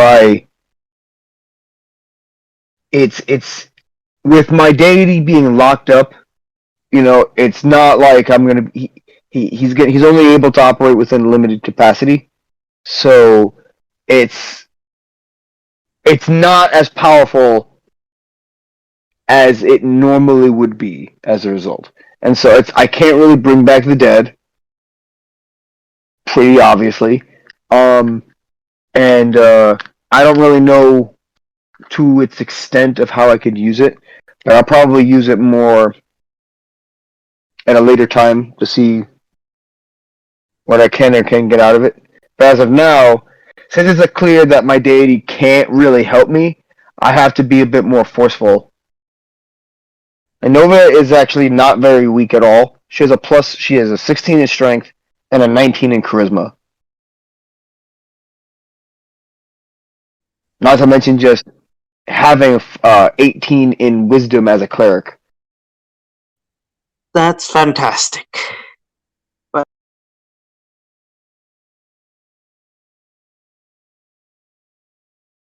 So yeah, Shavor has left because he fears that he said too much, and he just kind of goes back into his little area, and you guys are left alone in the little papal throne room with the desk full of books. As this, Talk sort of just looks to the others and says, well, then, I don't suppose we head to the bigger town to find these so-called nobles?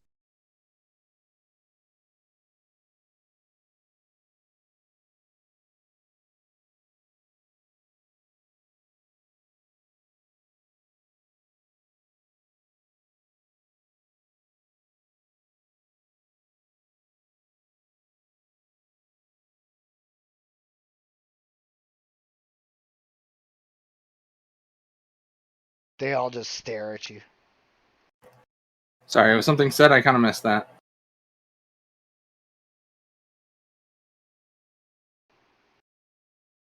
I said, as Talk, well then, now is the time we should be heading towards one of the major cities to find one of these so-called nobles.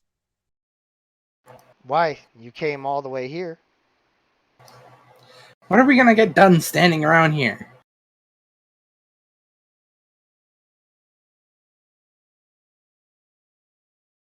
Oh, yes. So, unless anybody wants to do anything, I think would now be a good opportunity to rest. We already got a rest in, right? Yeah, you've already rested. Now, if I'm not mistaken, that bird said he'd come and bring us back, right? Sure. Oh well, I would pray to the Metatron and request that he would return us from whence he had brought us from. That's all you guys wanted here? Is there something else we're critically missing in this place? I mean, I did ask for help earlier, like if he could help us.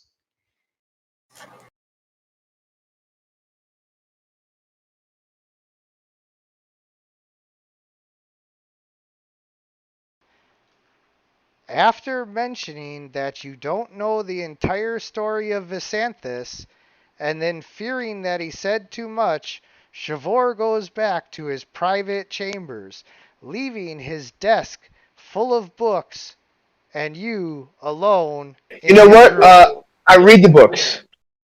I start. You know what? Out of curiosity, I look at some of the books. Looking at the books that Shavor has on his desk, you see ancient tomes of stories from long before the current, uh, age of man, from the time when the elves and even before that, tales that are so unbelievable. It's like, reading the Iliad today to where you're like, that didn't happen. But at a certain point in history, like, it was considered almost a work of fact, nonfiction, uh, like this is the story of the fall of Troy, and so that's the way that these books are compiled and read, and one of them in particular, a book that is made with black vellum paper instead of regular, and then written with molten silver that is like dripped and drizzled onto each page to form the letters. Uh, it tells a story of an ancient elven Fey Lord queen who loved a man very, very, very much, but was kept from him by Neril, the god of death. And this man was punished to never be able to die and join his beloved in the Shadowfell, where she was the you know dark fey, like arch lord of the Shadowfell. Like she's not like some holy hoity-toity elf dancing around in the Feywild. She's a Shadowfell Fey Lord, because there's the dark Fey and the light Fey, the winter Fey and the summer Fey. There's balance when it comes to all of the Fey Lords, and she happened to be the darker side of that equation. Doesn't make her evil or anything. She was just as capable of love and everything as any other hot-blooded archfey, but um, you know, she just happened to be the Shadowfell. And so this man wanted to die and go to the Shadowfell to be with her, but Neril like tricked him and twisted everything so that when he died, when he killed himself to be with her, he was transformed and made immortal and cursed to never join her. And that's the story that you read.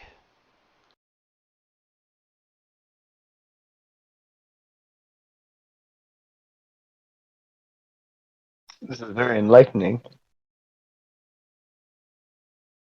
Why would Shavor have this knowledge of this?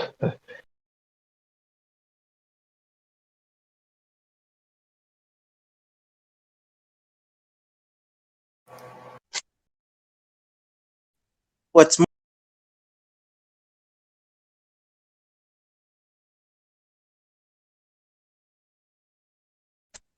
What was that, Hazard? I couldn't hear you. You kind of broke up there.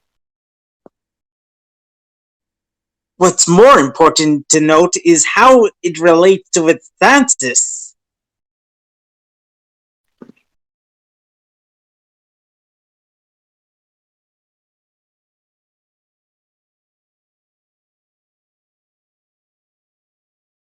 This is a very tragic tale.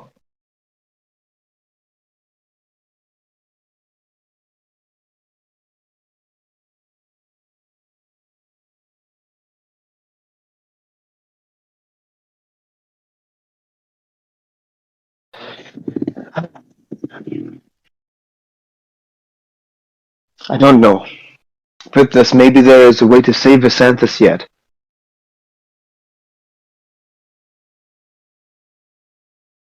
He did all this just to be with the woman he loves.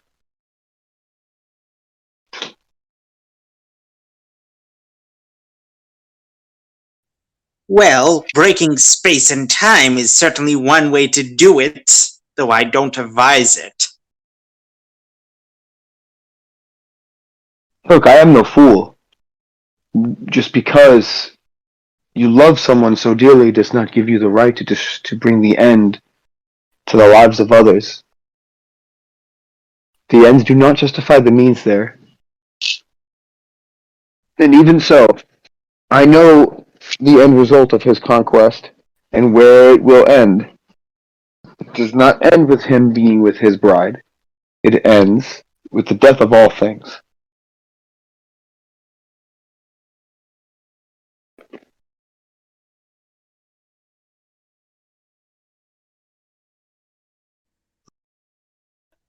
Indeed it does.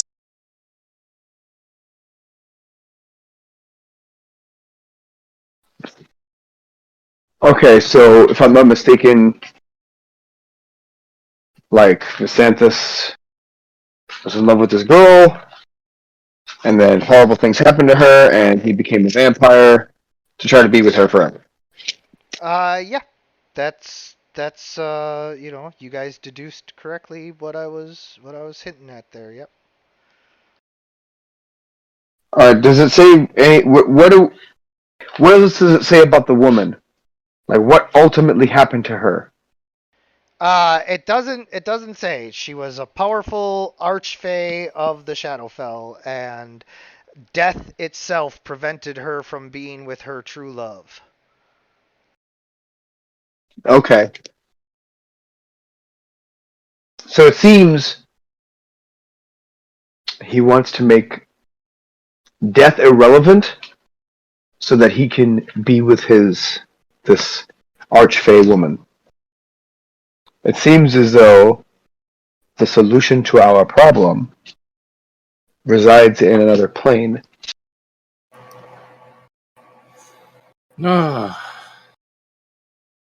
God, this can only end poorly. Well, I do have experience with traveling to other planes. I'm not particularly very fond of the idea of going to the Shadowfell myself. It is a bleak sapping place.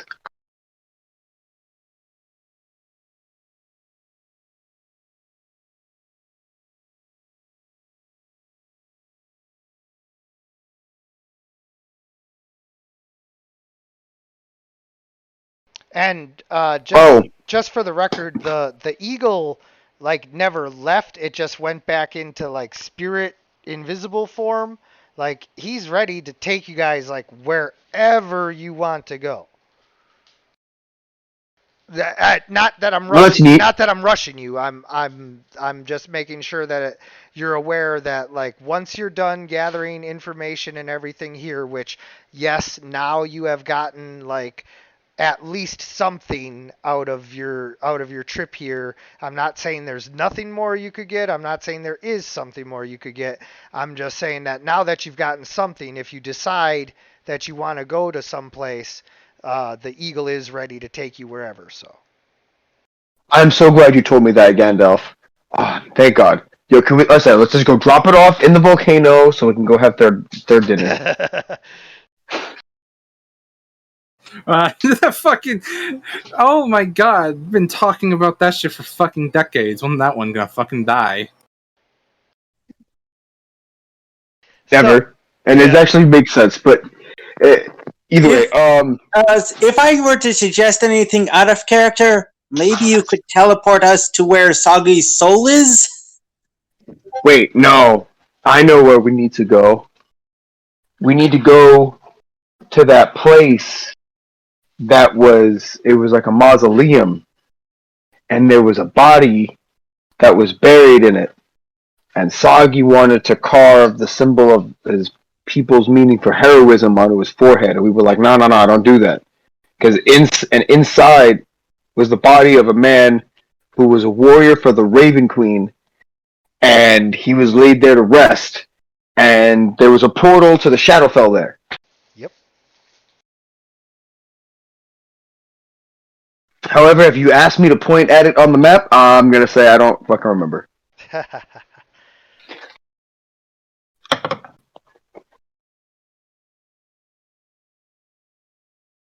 Yeah, you don't need to remember Man. exactly where it was. You would know, you know, that you want to get to You the see, Shadowfell portal. this is why it kind of sucks. Okay, Sagi, I'm not blaming you for anything. Okay? You heard? So, if Koalan Yes, had I'm hearing had you. if Koalan had given Nova the ashes for safekeeping as he had requested, obviously there's no way to determine we'd be in the situation that we're in now. But Nova does have a spell called Speak with the Dead. And we would have been able to ask Sagi simple questions, and he would have been able to give us simple answers. Such as, do you remember where the mausoleum of the Raven Queen's Knight is? Well, you don't need to remember it because I can take you there. Like, you just have to say that. Okay. I'll take you right there. Yeah, cool. Yeah. So yeah, never mind. Forget I said all that. Please take us to the mausoleum of the fallen knight of the Raven Queen. And once again, eagle grow, wings glow, and Hold on just a second, please. I think Oberon had asked a question that still hasn't been oh, answered. I am so sorry. I totally like legit did not hear what. No, it's. I think it's a little late for that. We'll just go.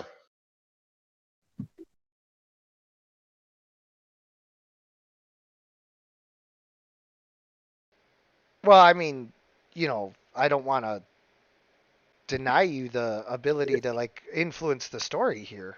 No, I asked the dragon a question and then he went away, so it's fine. We'll just go. Oh, what question had you asked, Shavor? No, I just had walked up to him and said, hey, can you help us? But Oh, I mean, it's it's too like what? late. You want him to come with you? No. It was more like, how can you help us? But it doesn't matter. He's already gone, so. Yeah.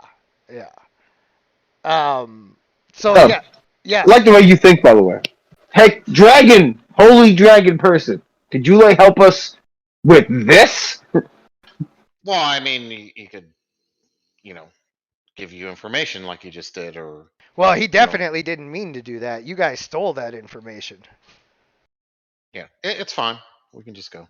Like you, well, I mean, you don't know exactly what was what with that, but he made it a point of like I've said too much, and then left, and then you guys looked at his like desk with the books and read the story, but that was not him like being like, hey, read this book. You know. Yeah, yeah. I mean, my question is more along the lines of like we have mutual interests. Are there things you can assist us with, or we're trying to gather help to go fight him? That kind along those lines. But I mean, it doesn't matter. We can just move on. Actually, you know what? Considering, if I'm not mistaken, okay, we could just ask you a question. Actually, so do you have any idea who this Archfey woman might be?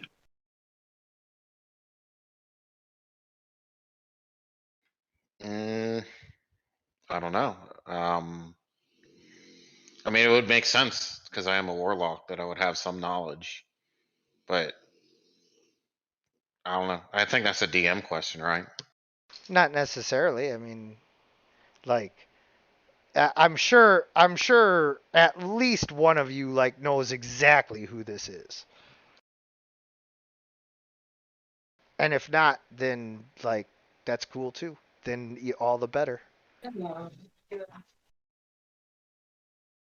Can I roll like a history check or something, or It would be religion. religion? Okay, I'll roll a religion check.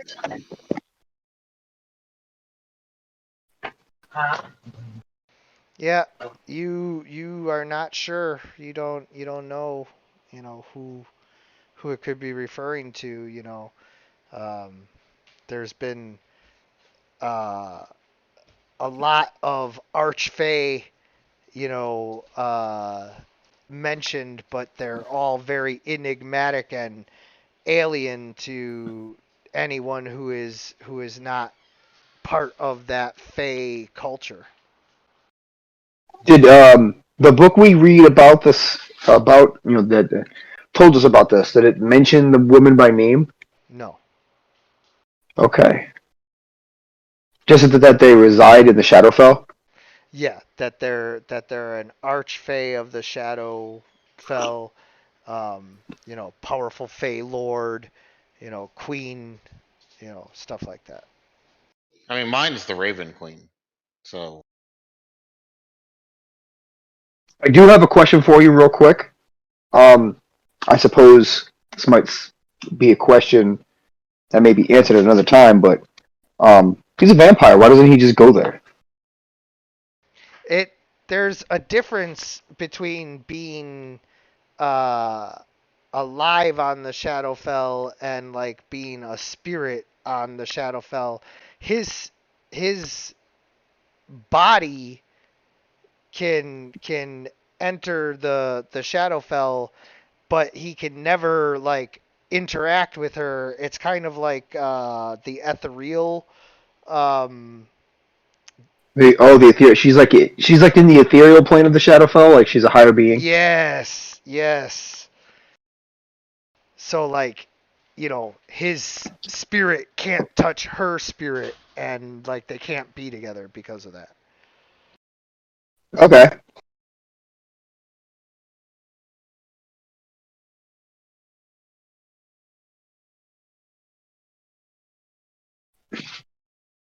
So I guess we go off to that mausoleum. Yeah. Unless anybody has any objections. Unless we want to like buy something or whatever. Well, you can't buy anything here, but I can give you guys some stuff. Oh, fantastic! Some health potions and some holy water Oh yeah, here. would be great. Here's like, 3 health potions each, and like holy water each, and Being spiritually prepared is indeed a good thing to be. yeah, that reminds me. Here's gold embossed copies of the Book of Palor for everyone. Definitely, Oberon. When you touch it, it almost burns your hands. Ouch.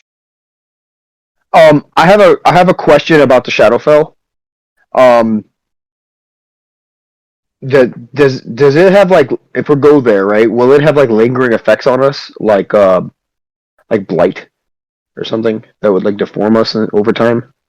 Well, I mean, Because I know that there are items do you know that a you lot about that? You can roll your religion knowledge religion, I guess. or whatever to see if you would know about anything like that. But yeah, Well, DM, Raven Queen is from her home plane is the Shadowfell. right.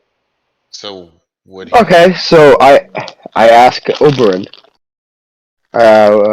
What's I'm so sorry. What's their name? The Raven Queen. No, your character's name. Yeah, Oberon. Yeah. Yeah, Oberon. If we go to the Shadowfell, would there be any lingering effects on us? I guess I also roll knowledge religion. Yeah. See if I know anything. Like my character probably would be fine, I would assume, but DM, would I have knowledge of what would happen to them? Have you been to the Shadowfell? I assume not. Well, you're a level 10 adventurer, maybe. Yeah, I don't have that much background, so I don't. Yeah, I mean, probably not. You wouldn't know, like what would happen is where it's at, like. But go ahead and roll that. Oh, duh, you can't roll knowledge. Can somebody roll for Nova knowledge religion?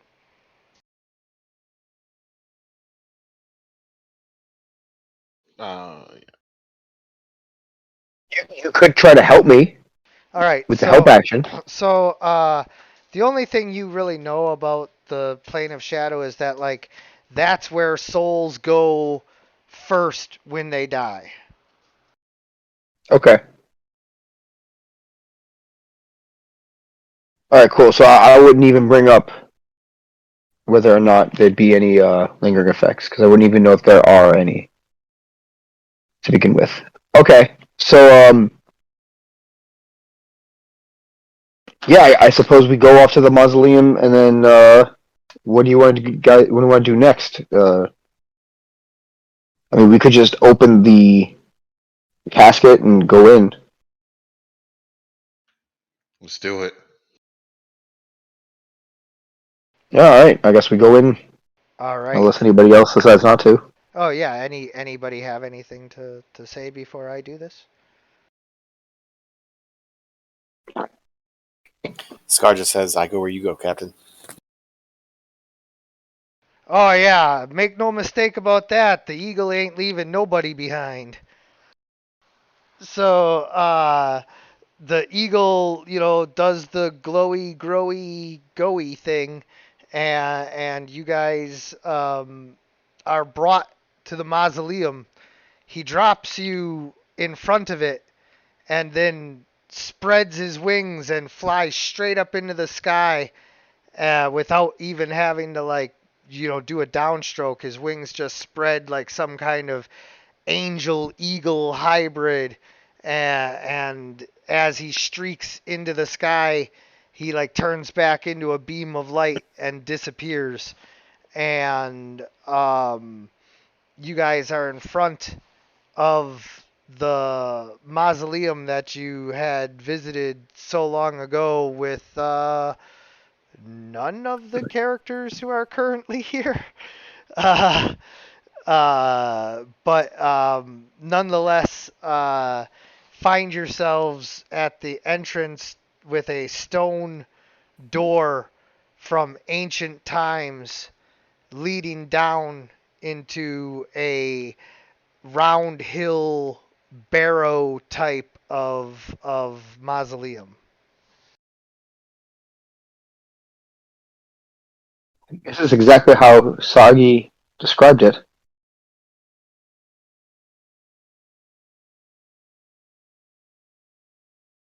On the door, Oberon, you see a carving of a raven that is in flight. It looks like the stylized phoenix icon almost from Marvel. I kind of walk up to it and and touch it and um, say, "Feels familiar. Feels like home."